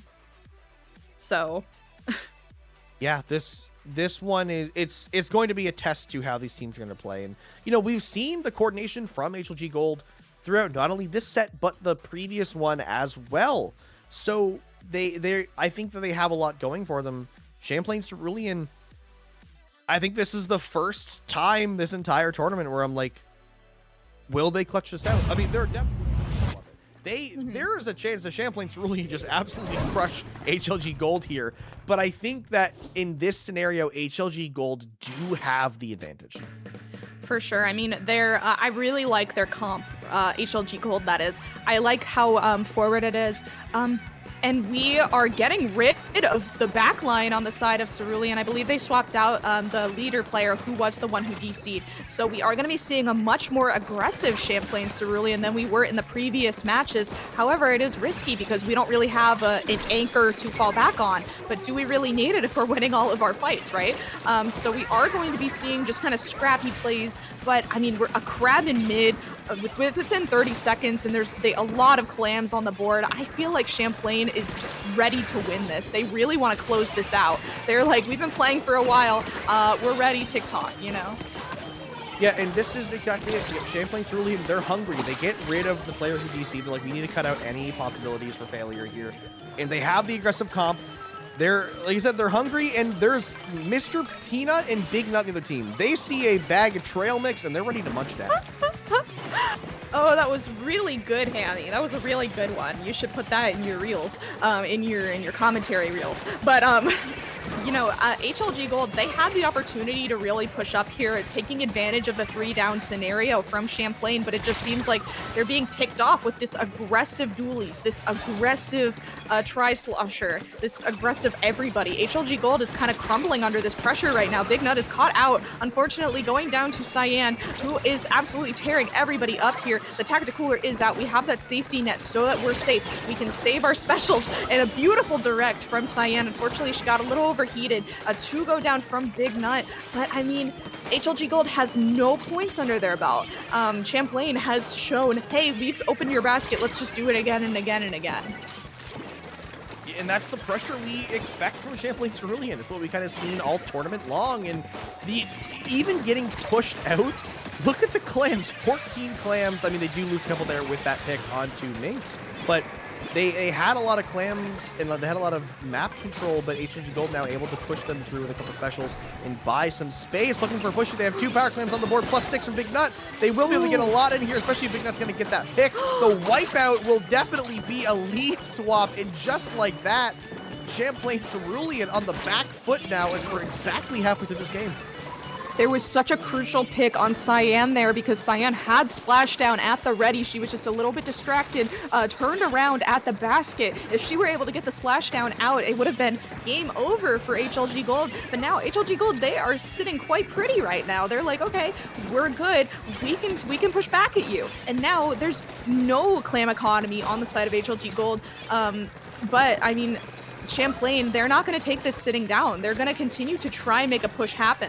Unfortunately, Cyan does go down here. We do have the Tacticooler out. We don't have to worry about the missiles anymore from HLG Gold. There's not really a special that they can play right now. However, they are taking space really nicely. So, I mean, it's just who's going to score first now. Yeah, this is one of those cases where realistically, like, HLG Gold can win this off of not even getting another push, but Champlain Cerulean, if they break that basket, they're only 8 points away from the lead. 3 clams will get them their lickety split. But if they can just hold out that defense like they did there, get the delayed wipe onto Champlain Cerulean, HLG Gold are going to be in a very, very good position here. They have a couple of clams. They're gaining some map control here. Champlain Cerulean are pushing up with no clams in their hands, not able to get any picks. That is the Splatoon 3 student debt right there. They have absolutely no economy on their side. HLG Gold, with a minute left, they're just going to hold out this map, take some space, and they're looking to take this entire bracket. All that HLG Gold needs to do is hold. They just need to hold and make sure that they don't overextend here. Mr. Peanut is going to be hungry for a pick on Cyan. They are going to get it. It is going to be traded out, though. 2 go down from HLG Gold. It is just the Head It with a power clam here. There is ample time to get something happening. We do have a Zuka at the ready in our pocket, but we just don't really have the clam economy to kind of guarantee a lead swap just yet. We're going to need to play it a little bit patiently, but I mean, HLG Gold is playing defense really nicely, and I am frankly quite scared of that reef slider that's being held by HLG Gold. It's kind of just like a backup plan for them, just to make sure, hey, if you come here, you're gonna get eaten up. So that would be a prime target for me if I was on Champlain Cerulean, but with 10 seconds left, we don't have time to be picky. We really just need to throw the clam into the basket as soon as we can. And with the members being busy, we're seeing the reef slider come out. We are going to be dodging it, and it's just, we're trying so hard to get it in there. We're going to an overtime. Overtime starts, the basket is open, the clams are going in, they do one more clam, they get the wipeout, they need one more clam, and they do get it, they get the lead. Champlain Cerulean in the overtime will get the clams, and they will get the win just in the nick of time by 1 point. They will seal it, and they will be your CCA Season 2 Circuit 2. Oh, I got caught up on it. CCA Circuit 2, Season 2, Qualifier 3. Season 3, final champions. God, I was so close. I almost had it. They really Numbers. through. Oh my Numbers. God. Yeah, Numbers used to be my friend. You know, like 7 years ago when I was in college, and then. Are we both old? I think we're both old. Yeah, we're both old. But the players that we just got to watch are still college age. They will still get to play in the CCA, and Champlain Cerulean doing great in the CCA, getting that win here over HLG Gold in the game 5, despite the setbacks, the DC, losing that game 3. They prevailed and managed to win in an overtime in game 5. As much as you hate to see the DCs and stuff, you love to see a game 5 overtime win. That's what we love to see, especially in finals. So I'll be honest, I gotta go to a birthday party soon. I've gotta wrap this up, but thank you so much for hanging out with us and watching the finals of CCA Division 3. Fantastic showing from everybody. Congratulations to Champlain, Cerulean, and HLG Gold. You put on such a good show and had such a fantastic run. Hammy, where can the lovely people find you? You can find more of me down, wrong way, here, hitw.inc. You can head there to, Yeah, that's where you can find Hammy. Yeah. hitw.inc is my blue sky. You can also go right to that URL and it'll bring you right there. That's where I'm most active. I also on every other platform at Hammy in the Wall, be it Twitch, YouTube, etc. And Nell, where can lovely viewers find more of you? You can find me at Nellfire with a 1 pretty much anywhere. I like to live stream. I like to commentate Splatoon. I play a lot of horror games. But yeah, feel free to give me a follow if you're interested in that sort of content. Thank you so much to everybody from the CCA team for making this thing happen. You guys are awesome. Thank you, chat, for watching and supporting your fellow classmates or even just other people. If it weren't for y'all, the scene wouldn't be where it is today. So thank you so much, everybody, for hanging out with us, and we hope to see you again soon.